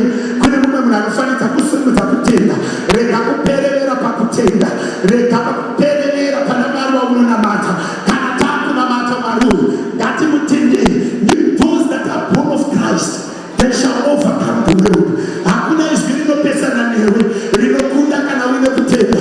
Hakuna oreko yakanyorwa nevakafa kana vapenyu inorarama pamusoro pako kana uine kutenda. Vapfudzi vemoto ngavapfudze, vanovata shumba vachidyisa vanhu ngavadzibate, nevatashi vemapere nevaroyi ngavaroyi havo. Asi kana ndine kutenda, I shall speak a word upon that situation. I shall speak a word upon their witchcraft. I shall speak a word upon their planning. Mwana wako haite nombe wene kutenda. Zingalese inombe, batisimu takutenda. Speak a word. Kutenda kakutaune izwi pamana wako. Kutenda kakutaune izwi pameleji yako. Kutenda kakutaune izwi pachidyiro chako. Mwana nano sharpen the weapon of faith. Undipese pakavhara. Ndine chimwe yamirayo yekurwa nayo. Ndinayo chimwe yekuvhura masuo. Ndinayo chimwe yekudarika nayo. Why ndinotenda? Motoka upfutswe asi ndinotenda. Zvirwere ngazviveko bati ndinotenda. Wanoroka ngavaroke bati ndinotenda. Muno muforendo ngavasungerani bati ndinotenda. Why I have faith? Ndinodarika nekutenda. Ndinovhurirwa nekutenda. Ndinorarama nekutenda. Iye anovati vakamukunda nekupupura kwemiromo yavo. Ndino vanotenda here vamwanakani. Tenda kuti Jehovha anozviita. Mwari wekudenga anorarama. Kutenda kwako kunotaura pamasituation. Kune munhu anofanira kuzwa kuti I need faith. Kune munhu anotaura anogona akafunga kuti zvakapera. Satan akauya akakuspraya negative information. Akakuudza kuti do you know kuti faith is when you believe in the happening of impossibilities. When you have faith, you believe in the happening of the impossibilities. Kungotenda kuti zvinoita. Unoziva kuti vakabatwa namambo wenyika achiti ngatikandei kuona mupungwa. Faith will speak to situations. Faith will speak to scenarios. Faith will speak to impossibilities. Kana vana kutenda. Waita shoko raMwari. Unoziva kuti vanhu vachinoonga so. Unoona Abrahamu anotobvunzwa neMwari. Akati huni tinadzo. Banga tinavo. Asi hatina paya. Anopindura akati shouziva kune imwe version. Imwe version akati the Lord will provide. Pane pamwe pakuti unenge watonzi naMwari wacho inonouraya, but uchiri kutenda maari. Une chirwere chiri pauri, une situation iri pauri, une pauri kudarika napo, une moyo wakapanyika. Chinosimudza the weapon of faith. Every warfare that you enter into, every battle that we enter into, you have a weapon that is not able to be stolen from you easily. The weapon called faith. Our faith has made us strong. Our faith has made us to overcome. Ungavera basa kumba here munyika yaunogara here vanoronga ngavaronge vanobata ngavabate. But look, your faith shall speak to that situation. Your faith shall speak to that plan. Your faith shall speak to that organization. Your faith shall stand for you. That is the people that do. And then vanotenda vanonetsa kubva navo. Vanhu vanotenda vanonetsa kubva navo. Why? Because kutenda, it's an asset that should never be taken away from you. Kunyatsoona mwana achita 30%, nyika ichisaura kuti zvaramba. Teacher achikuudza kuti you need to find a slow school. Tsvagai chimwe chikoro chinoenderana nepfungwa dzake. Very bit slow. Vobva vatarisa kumadziro. Voti rubatsiro rwangu runobva kwamuri. Kutenda kwangu hakusati kwapererera. Mwari makati chakamunamandira achidzoka here.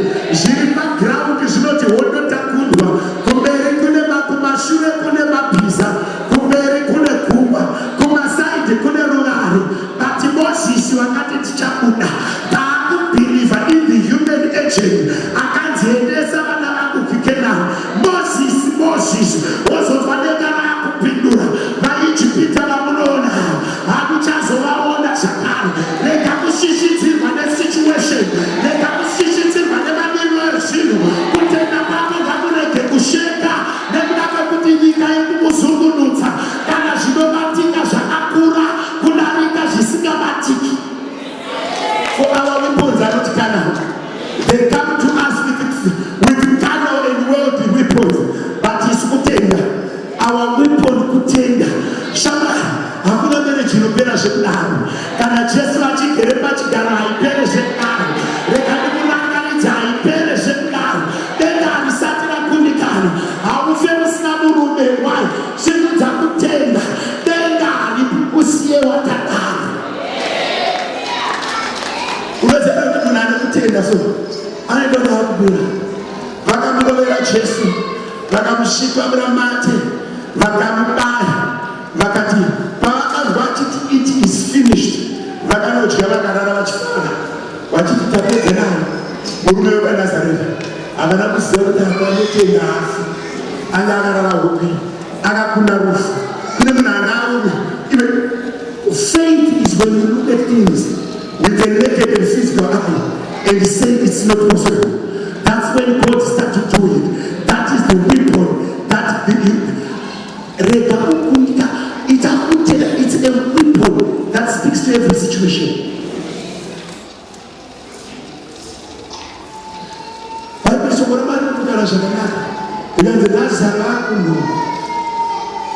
Jesu achishipa Maria na Martha vanotaachamuka vachamuka vakafa.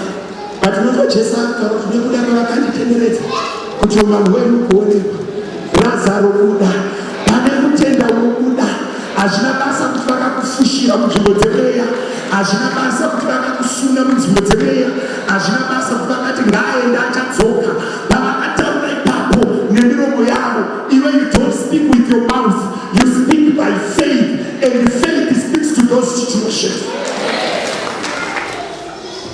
Unoziva kuti vanhu vanogona kukurongera kuti ngatitiri naye vekubasa vekumhuri even the strangers but ndanokuudze shamwari iwewe gengeta kutenda noda kuti usimudze kutenda. Unoziva chimwe chinhu chandakaona pavana vedu they go as far as our faith. Nekuti vana mukukura vanoita machallenges, vana mukukura vanoita machallenges. Zvichida kane 13 years kaita boyfriend, zvichida kane 12 years kamboba, zvichida kane 14 years wagodzwa kuti kapinda muskandal, zvichida ane 19 wazofunga kuti anyura. Vana vevanotenda vakadediketwa paaltar, vakabhabhatidzwa, vanochengetwa nekutenda. Nyika ngaigadzire pornography, nyika ngaigadzire madrugs, nyika ngaigadzire rufu, nyika ngaigadzire zvinodhaka. But vana vedu tinovatenderedza ne-one word. Vana vedu vanorwirwa ne-one word, what is called faith. Kubudirira kwavo kwakanamirwa pakutenda, kwete kuti nyika inodzii, kwete kuti nyika inofungei. Unofanira kuzoita mwana kuti vanhu vanoti akakaibhura, akakaidai, akaraiva idofo, sei aita zvakanaka. Woti pakajarwa mbeu yekutenda, ndakamukumikidza kunashe, ndakamurovedzera paaritari, ndakataura izwi pamusoro pemasituation ebanje, ndakataura kutenda pamusoro pekudhakwa, ndakataura kutenda pamusoro pemamuvi, ndakataura kutenda. Faith shall keep our children in this generation that is full of malice and distraction. Kutenda kunovachengeta. Sharpen your faith. Sharpen your faith. That is the weapon that you have, that will never be stolen away from you. Good business, good basa, you shall continue to go up like this. Ndakapoudza munhu gore chipari chaipinda glasi kugarage, ndikati nzou ai kana yakudya chibagi chenyu mukaririsa imoka ndokuti nzou inodya muda wese ibwati chimukura. Hakuna inosvika padhuze nenzou, inongobatwa nechimuti cheyobva toroswa nacho. Kana munhu akutenda haanyararidzi noise, anongoziva kuti ndinotenda.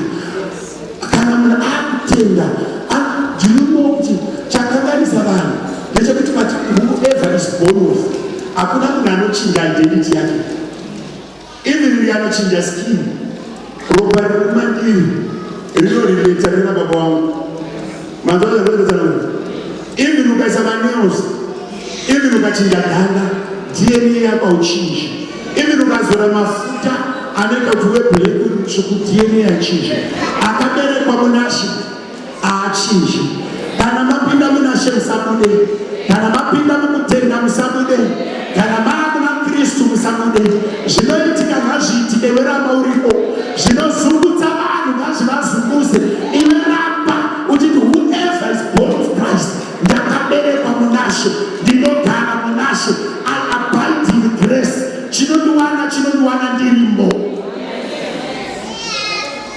Pana akazoita kuti chiiko chingariparadzanisa nerudo rwaMwari. Do you know kuti pazvinhu zvese Bhaibheri rinoti hazvigoni kufadza Mwari pasina kutenda. Kureva kuti munhu wese, the level of your faith, as it increases, you are also increasing your relationship with God. So the more your faith increases, the more your intimacy with the Lord increases. Kureva kuti munhu ane kutenda kukuru abatiki. Unoda kupisa here munzvimbo dzemweya, tenda. Unoda kupisa munzvimbo dzemweya, simudza kutenda. Ungoti inini, this is the weapon. Our weapons, our warfares are not carnal. Atiri munyama neropa, tinorwa nemaprincipalities ari mudenga, asi isu tinotenda. Mukatarisa theme scripture yedu yakarovedzera paweti rinoti believe. Believe in the Lord, thou shalt be established. Believe in the prophets, you shall prosper. Kureva kuti hondo yevanhu yakakamira pagomo haina kurwiwa nepfumo nemunondo kana nemabhiza, yakarwiwa nefaith. Handei tinonamata, kana tanamata Mwari wedu uchatirwira. Pavari kunorwirwa naMwari, Bhaibheri rinoti vakatora maspoils for 3 days vasina kukanda pfumo. Chakavarwira kutenda, chakavarwira kutenda. Faith spoke to the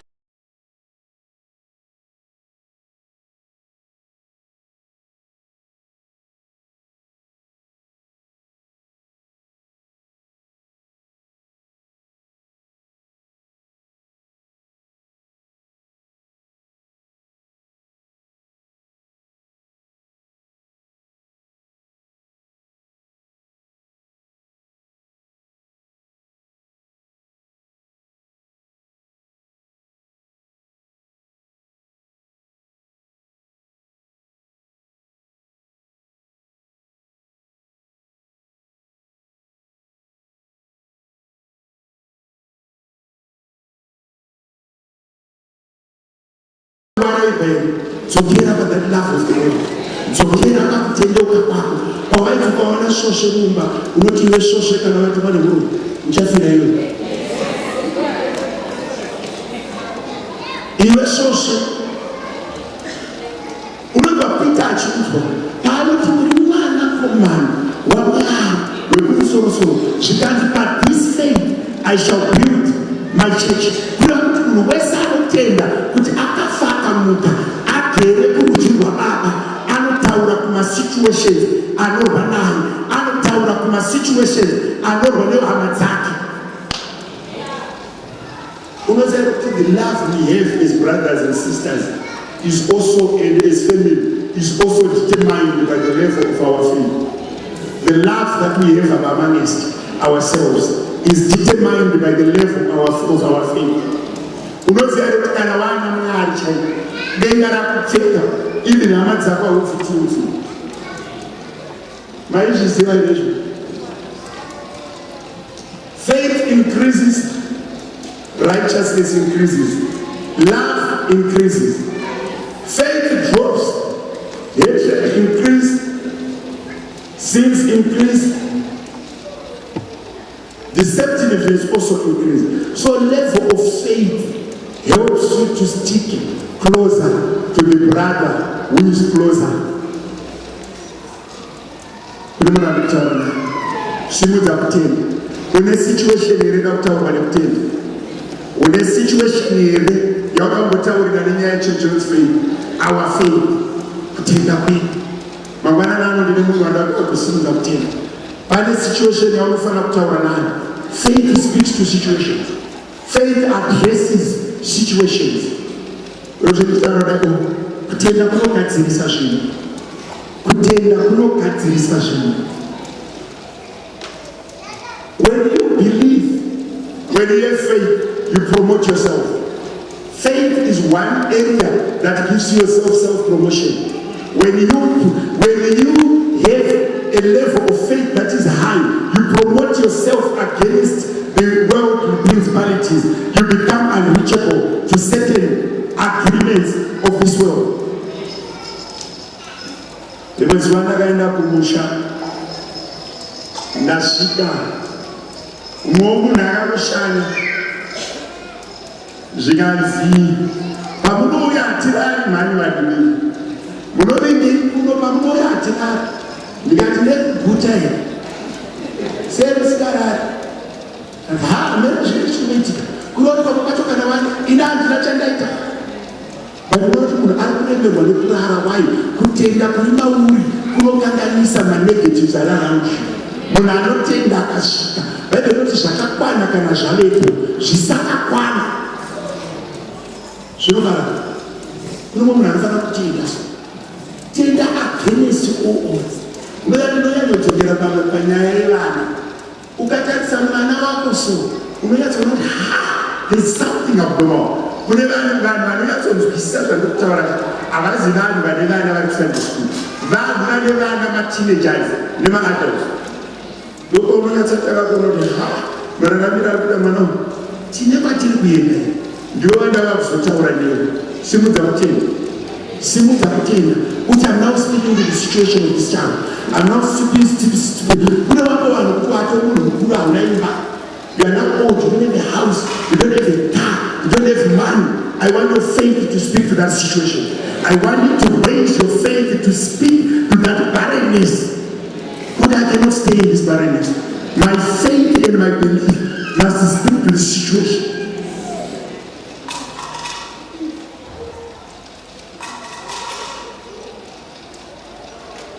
And I tell you something, sometimes you know, kuramba vachienda kumberi pamwe pacho tinosimudza faith toisimudza tosvika palevel yatinopinda muneutral togara muneutral.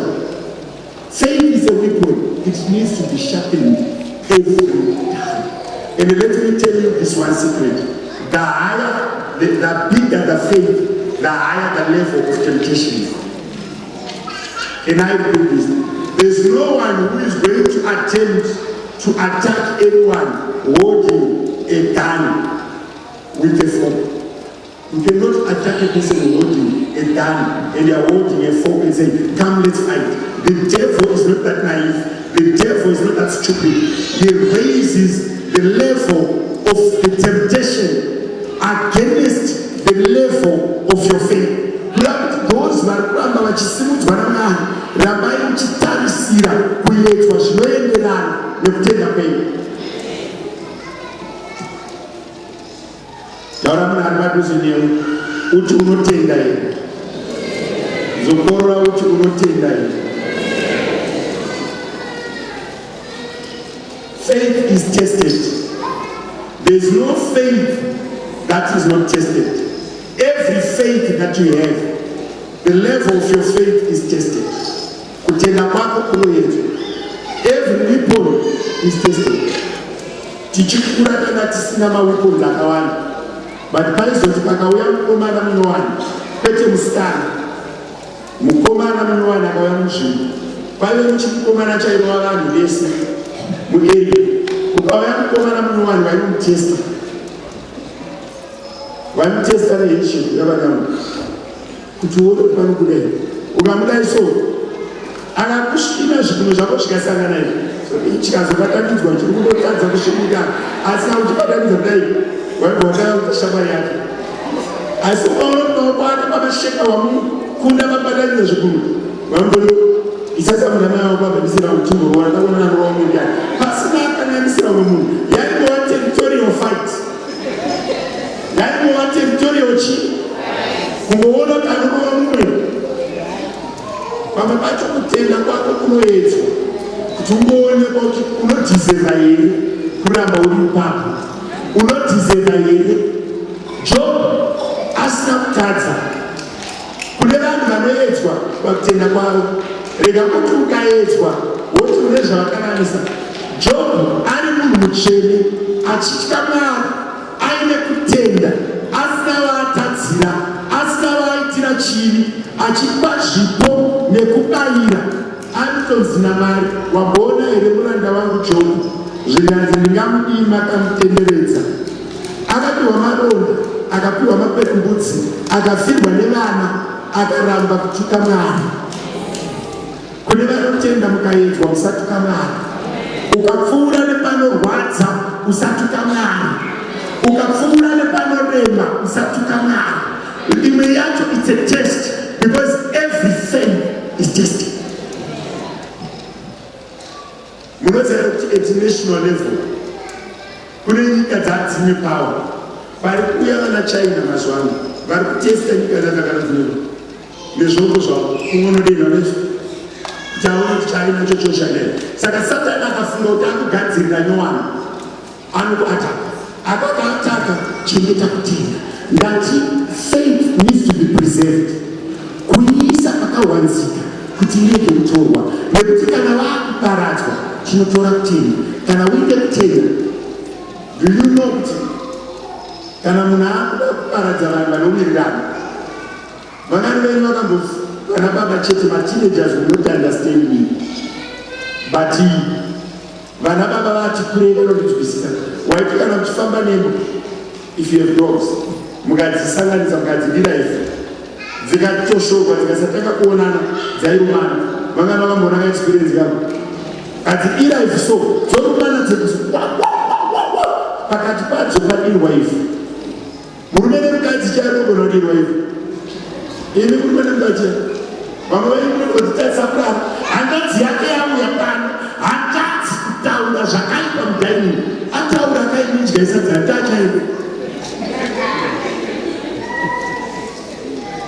ndaambobvunza munhu ati wakagarira tete here andaavanagara murumo kati atichi zviandaana zvataura katete vatichi zvianzi vati mumba munochina ndikati mboudza katete ngatibatsira neti chaiko mumba memunochini tete ndibatsirevo kwenyu munotsvaira sei ichi chinoenda papi ichi chinoenda papi. Faith yako inofanira kukubatsira kukura above mani zvimiyeto zvidiki zvidiki kutenda nakunaritsa pazvimiyeto zvidiki zvidiki. Vamwe vacho tete vatani vatotaura chokwadi munenge nechina tete ngatibatsira neti chaiko.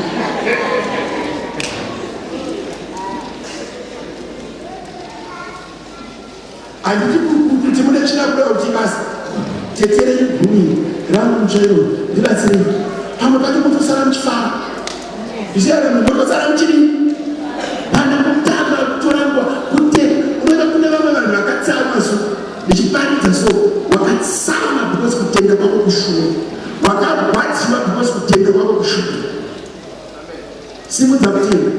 Your weapon of faith, your faith must speak to situations. Tadzamuna akatuze newe uti wagadzirira nechoko chako chekurwa nacho chinonzi kutenda. Unobvei ukatenda? Vanhu vakawanda handiti ndaiparidza kuZimbabwe, ndakanzi nevamwe mufundisi vandidana kuti timbotaura marisaka ndikanzi baba taurai nevakuru vekuru mamiriro akaita kuSouth Africa munogona kungodzwa garai makwazisa munoda kuzopiwa kwekumira. Ndikamuudza ndikati Shona izvezvi tondowedzera hoho yepekupitira iwewe dai kutobvunza kuti mukoma ndingamuyewo here ndione kukomborerwa kwete kufunga kuti ndichadzoka pandachitwa naMwari nekutenda handidzikiswe nevanhu kana denga rikandisvitsa handidzikiswe nevanhu. Kutenda vanodhanyirira namisheni nanaBhenini vanoti isusu tiri vana vaMwari takaudzwa kuno naMwari hatiparadzwi nemoto. Usagofa vakanzi nevanhu votayakotatorwa vasikana mazwani zvamusina mapenzi vasofa muna atenderei. Regai ndinimise inini, tengai mapenzi, tengai masofa, tengai dzimba, tengai dzimotikari, tengai hembe, hatina kwatiri kuenda. Mwari dai vaida tiende vasina kutipa chechi vakatotipa pekupindira kuti vatorumbidzwa uno for a minute. Ivo mufunga kuti Mwari vakaita confusion yekutipa chechi Mwari kaangazi munhu anofuna wachinja. Rega ndikuudze chokwadi. Iwave inodarika. Pane vachangopinda vadaombozha. Kana vaguta vachadii?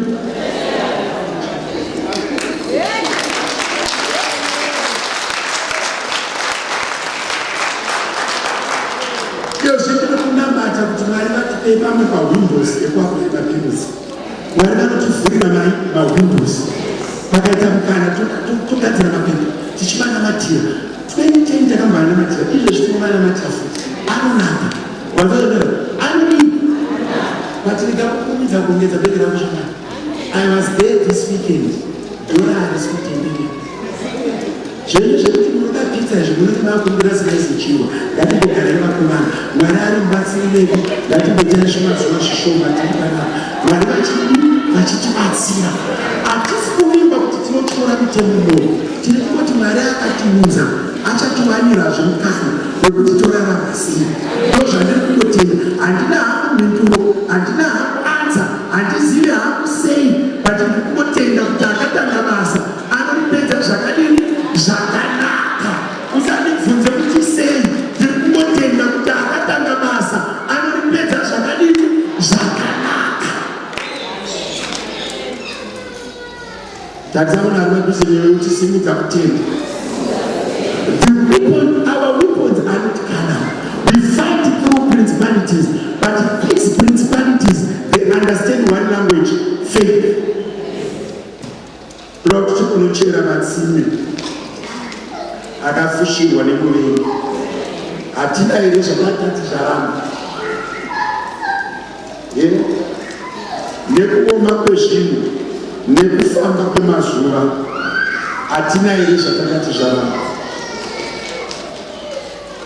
Vamweni vanoziva kuti Sara aizviziva kuti Abhurahamu ndibaba vemarudzi. Vamweni vaizviziva izvozvo. Vatumwa vatatu vasati vauya, Sara aizviziva. Akatoseka achiti dai makauya kare, but chiprofita achiziva. Ende Sara akanga atoigadzirisa nyaya yacho nemagadzirisiro ake. Akati, honai baba Abhurahamu, mapegura ndapegura. Munhu wese Mwari anobatsira munhu anozvibatsirawo. Ndomarinagojenga mutaura nadzikurikira.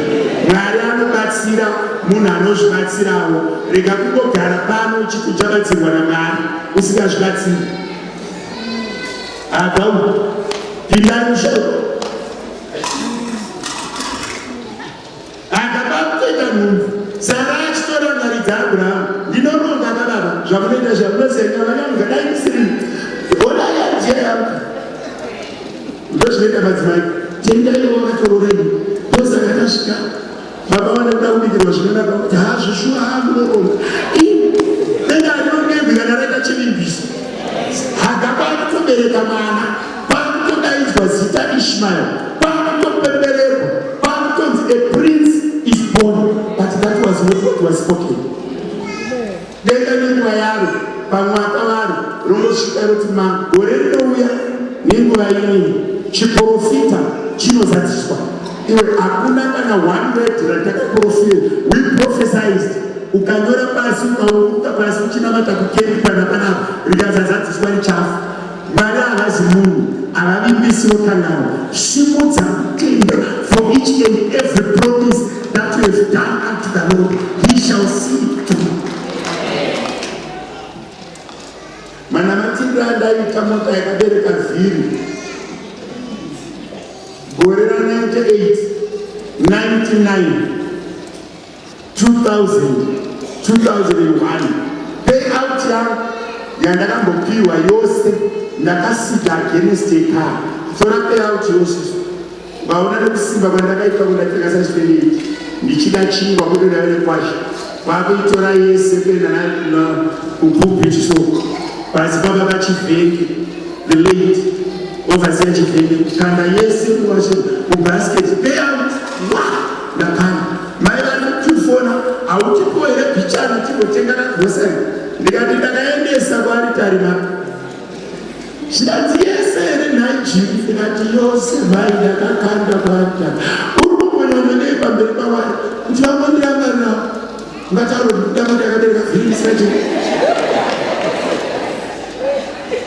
Years later, wakanda denga rinochira. Chakamutaura. Wozwa shokora machiti hakuna here vekuti nguva Jonathan asara. Kuno vakuti government yakaitwa nevapenyu yakacherwa ivo vasisipo. Why? Yakaitwa pamberi pamwari. Ukabvume denga rirambi rakanyarara. Chavabvumirana naMwari achiona. Chavabvumirana naMwari achiparara. Chataurwa pamberi pamwari achifi. Chinogona kunonoka but achifi. Vanotenda havapererwi. Lord vasikakanombona matira zvawakafunga kuti zvakaka ngosimudza ukore kutenda Satani ngaarege kuva nemufaro pamutenda kwako. Simuka umboti Mwari wekudenga, I'm sharpening my weapon. I am believing, I am speaking to this situation. It must never be like that forever. Imbotaura kutepa my situation they will pay. Imbotaura kwaari masikata.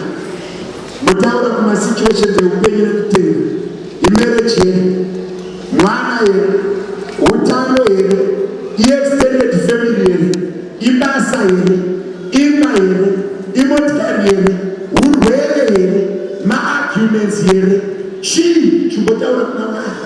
Let your faith speak to your situation. You know where I'm going through. You know what is happening to me. You know what I went through. You know what we are going through. I want to raise the weapon of faith. I am fashioning my weapon of faith against every principality, against every covenant, against every oracle, against every situation, against everything that was spoken against me. My spiritual husband, my spiritual challenges, my financial challenges, my health challenges. I want you to speak a word to your situation.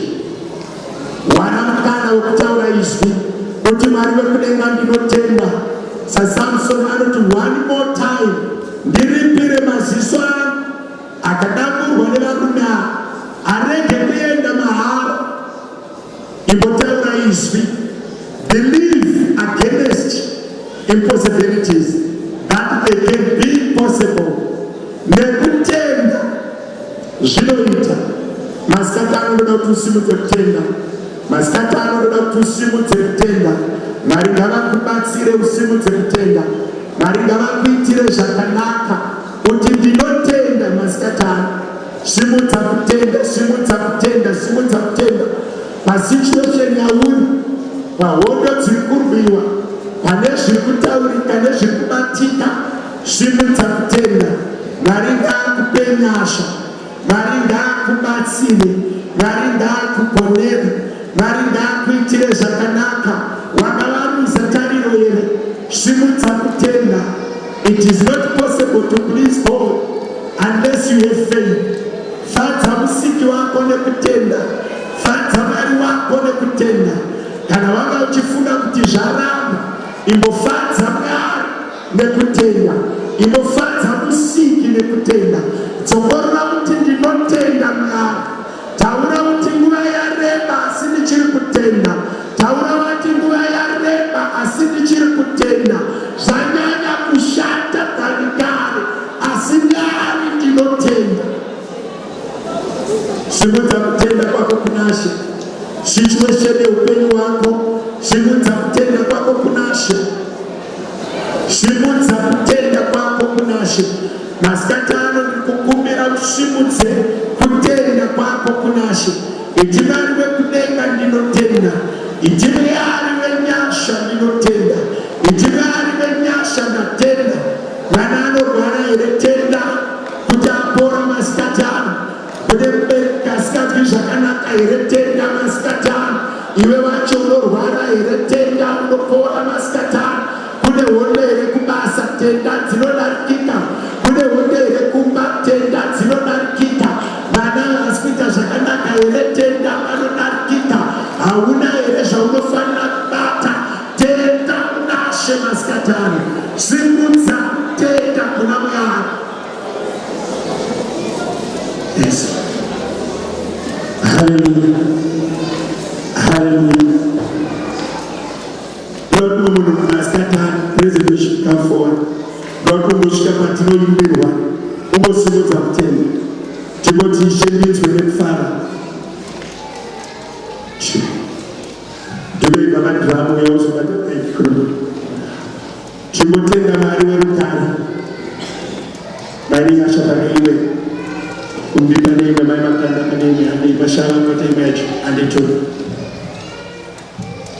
Namutinda the Rudara and Pisha and the two. Timothy, is there need to never far? Overtenda to my one and the Shona to obtain about. Over sitting that and put out your calf, your knife finger with your chaita. Overtenga, dancing, Pundemoya and Tenda.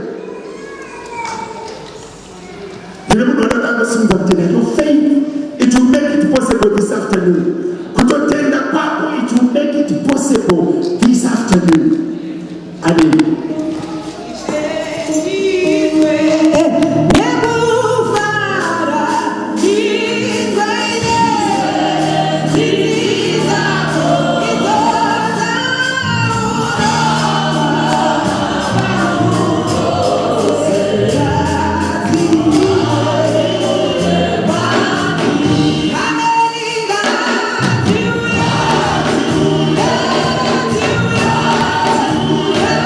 Yeah.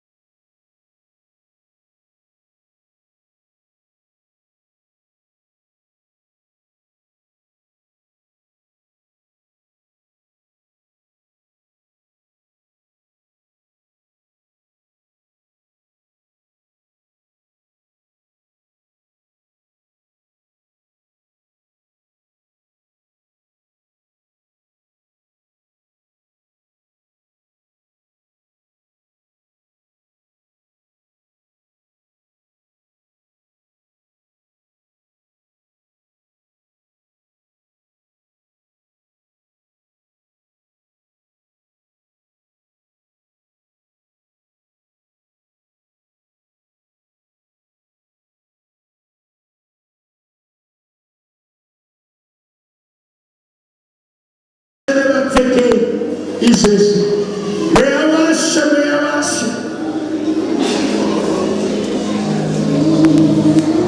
kana uchida kutaura nendimi daidzira uri ipapo shima ramwari ngaringokupfeka tenda kwako kusimudzirwe nezita raJesu.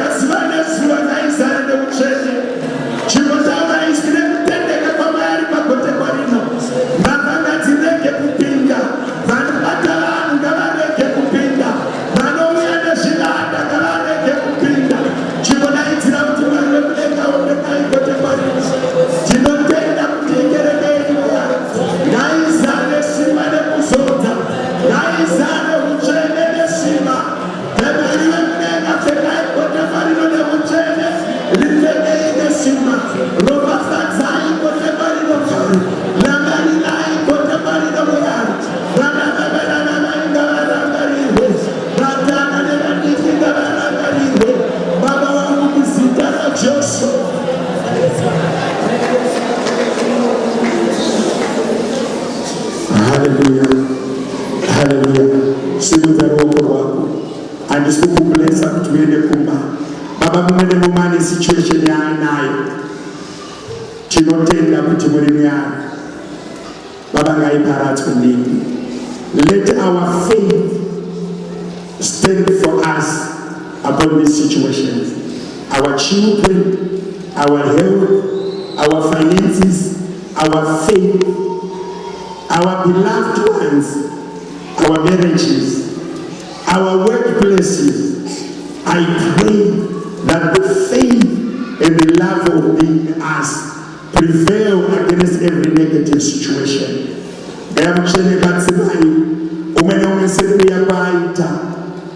pray that our faith may speak to the situation that he needs addressed or that she needs addressed. Let our faith speak to these situations. In the name of Jesus we pray. Amen. Let's turn to the the guy is here going up on my suit. Usabude mchazotora kufanya toita nyasha tukataenda kunda.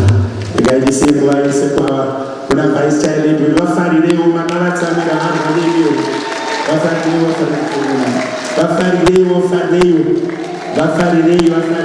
Mukasaba uperera ndikaripasi. Ingova fani nawo. Ndo swali leo takazofanirwa.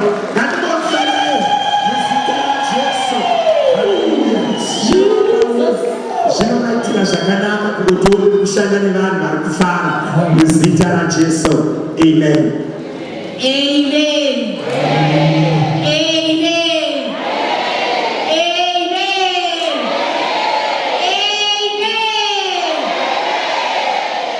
Aiwa mufaro wakumira pano pamberi penyu tasvika mune segment yatinoda kumbocelebrata mama vedu handiti. Ngatiwafarirai mama vedu.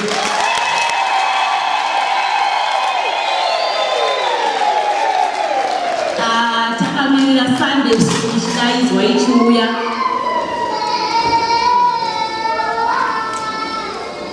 Praise the Lord. Bichana tichimira Sunday school ichiuya nditi.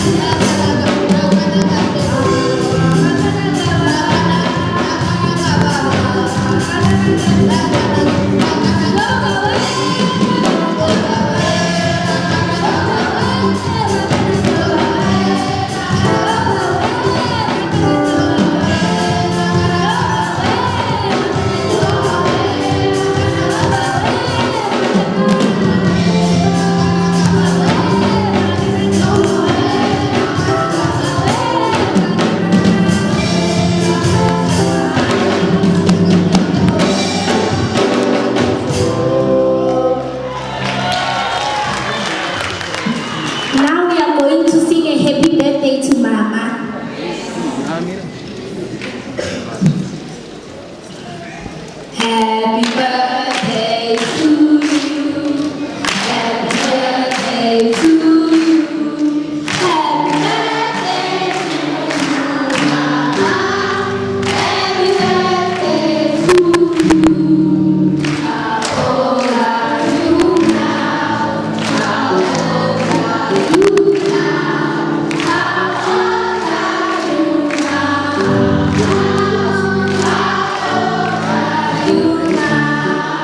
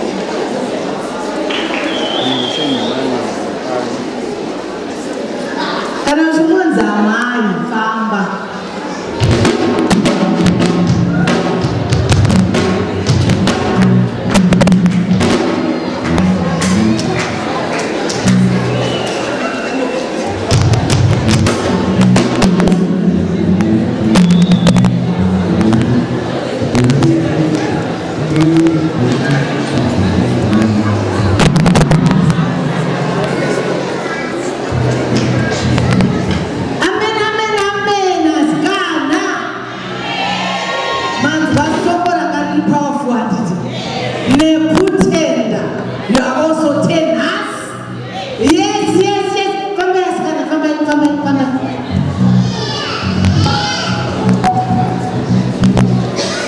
Vakomana vangu magadzirire rekuridza. Title for my instruments. Mama, we love you. Wish you a happy birthday.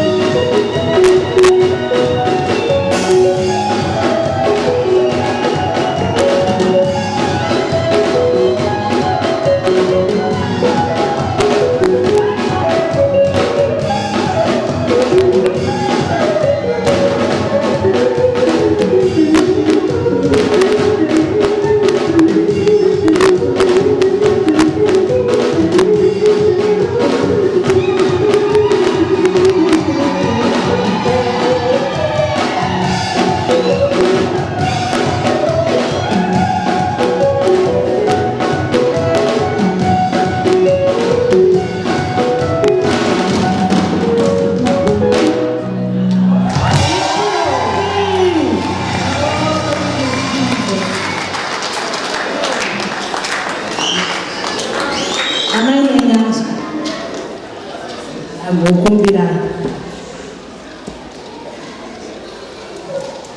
asongaika sana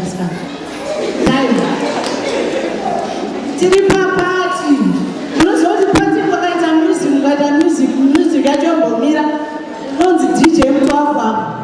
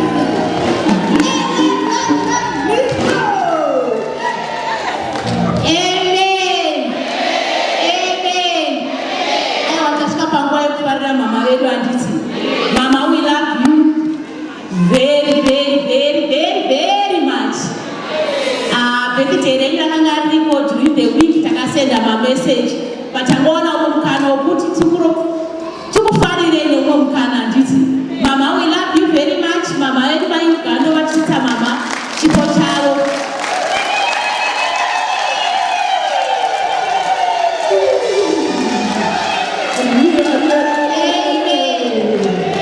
Madzimai tichitamba chifanira mama vedu chindogara pasi handiti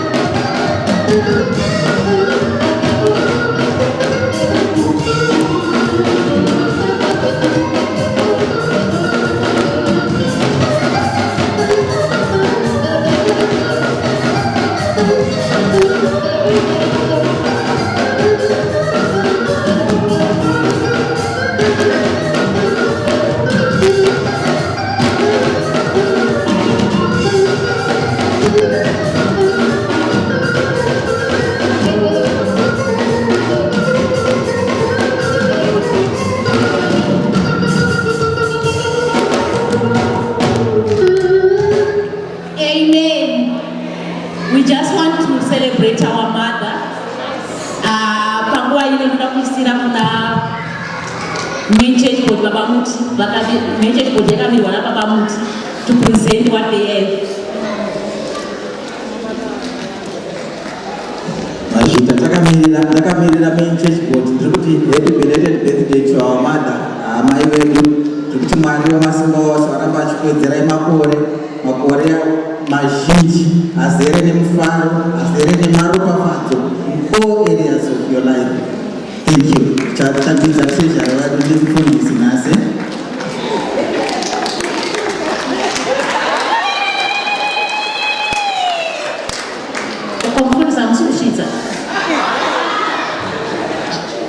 Okay.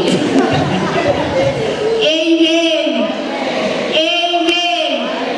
I want to talk far now. Teenagers mulikweli. Teenagers mulikweli. Mnaweza manga tikadzirira here.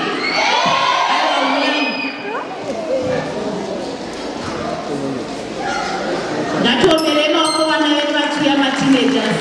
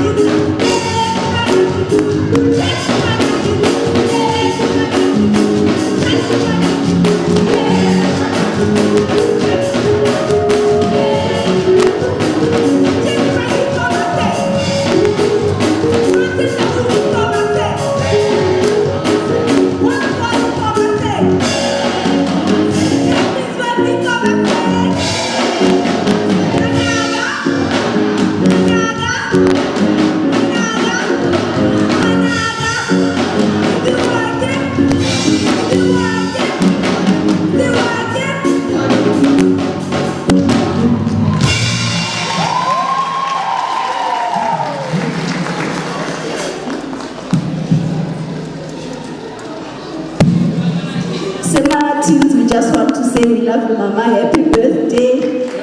Taro, Kwaresha Ukuba.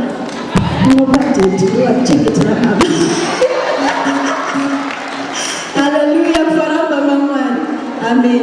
Thank you so much.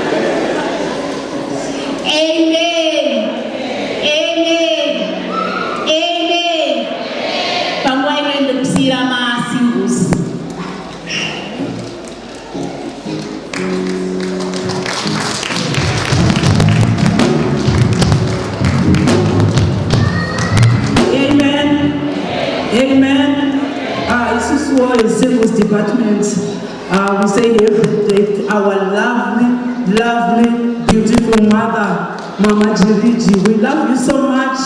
Mama, she's very humble. Vanotitira zvakanaka kana tiri kumasimu vanenge vakatodresa kunge isusu. Amen. Vanotikurudzira. Amen. Mama, varungu vari kuuya, don't forget kwatakaenda kuyakuya. Happy birthday, Mom. We love you so much.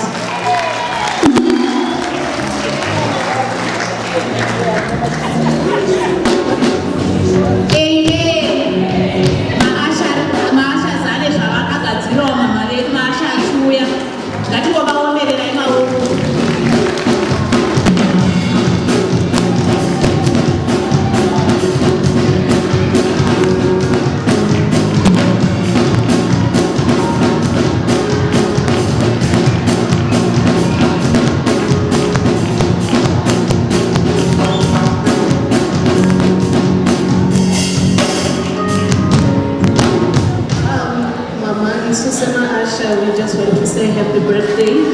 Thank you so much for your prayers, your guidance, and your love.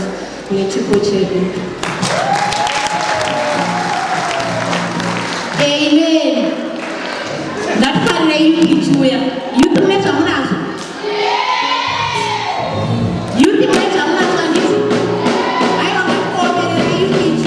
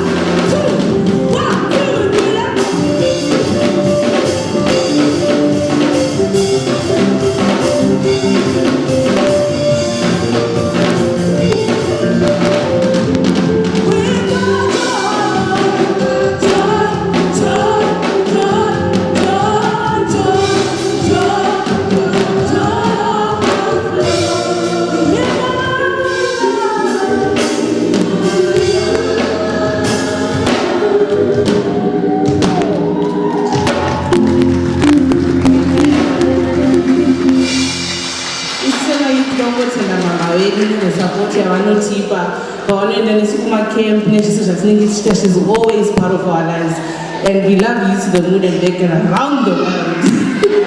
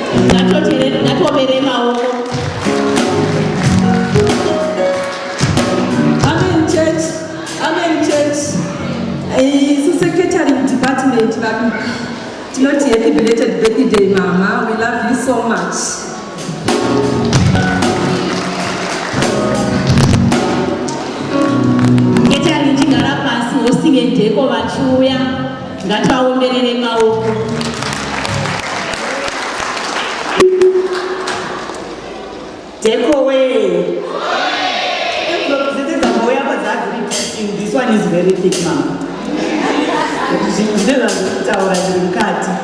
Yes, it's a hosting deco. Happy birthday, mommy.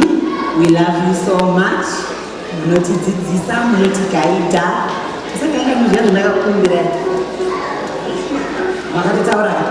birthday, mommy.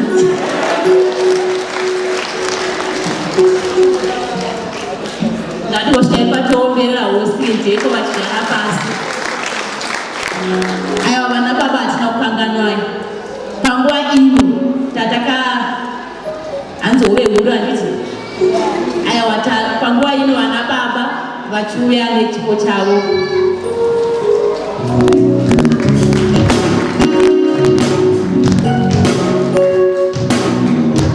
Hallelujah. Regai chingosana baba. Hands action speaks louder than words. We appreciate your tender. Wenzenu makore mazhinji tinoti you are a prayer warrior. Pamunosungura muchinamata manana tinoziva kuti tadziirwa. Pamunodzidzisa paya muchiparidza your teachings are so powerful. Tinongoti Jehovha ngavaramba vachiwedzera muchengetwe mukure njere dzichiwanda dzekutungamirira muzita raJesu nechipo chedu. Amen. Natabetsomera vana baba. Amen. Amen. Aiwa mama bhera achiuya ndaona vakachena. Aiwa ngavauye vane zvavakatigadzirirawo. Ngativaombererewo vachiuya.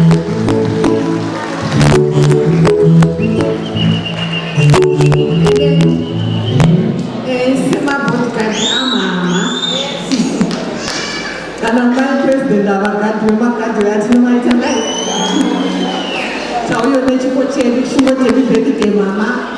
May God keep on enlarging your territory. Wisdom knowledge iwedzerwa mukati meupenyu. Amen. Amen. Panguva ino praise and worship vanazvo zvavakagadzirira mama vedu. Ngativaomerere vachiuya.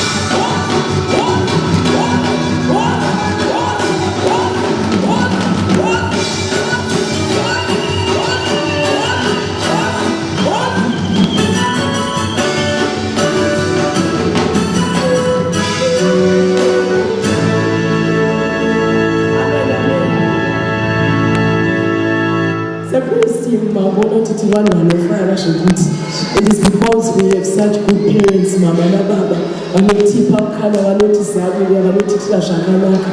Tinongoti happy birthday kuna mama vedu. We love you so much. You are such a pillar of strength kune isusu Kristu.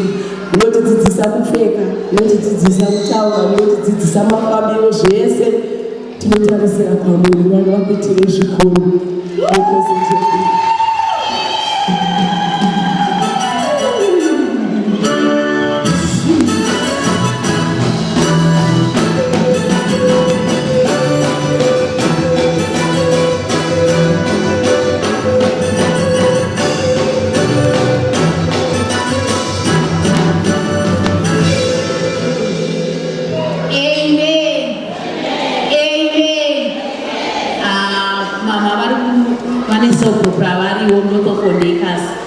Notofondekasi ichiuya ngativauchirawo maoko vachiuya.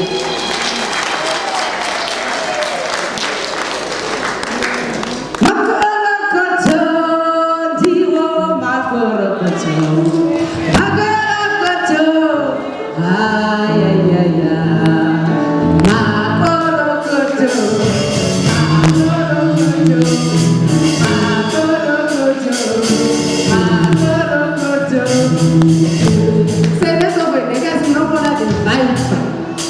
Tinamai vedu vanotiridhawo. Unogona uri seurindhako asi kuna ridha pamusoro pako. Saka mama tinoti makorokoto kwamuri. Tichiti happy birthday. Mwari vawedzere makore nemufaro muzita raJesu. Notofondekaswaye.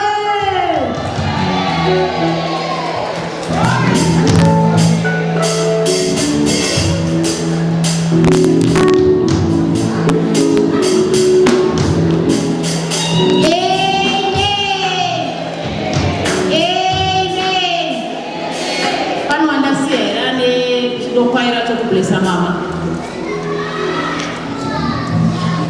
aiwa zvakangonaka nditi amen. Panguva inoi mama tokumbira wakamumbo tikatirawo keke renyu iri ndandozawo panguva yekeke kati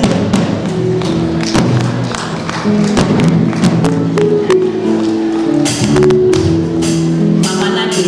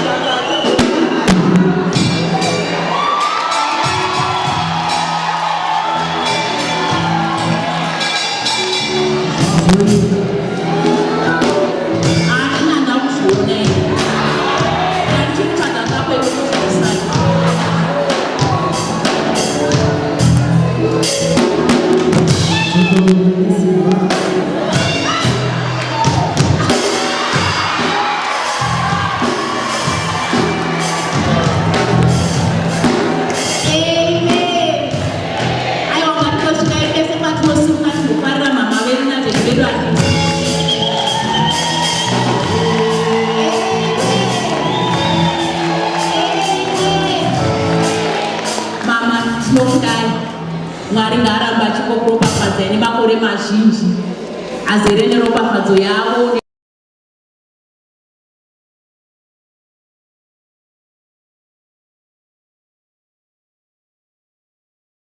Nguva ino nokuzara kwayo ndoidzorera kuna mufundisi.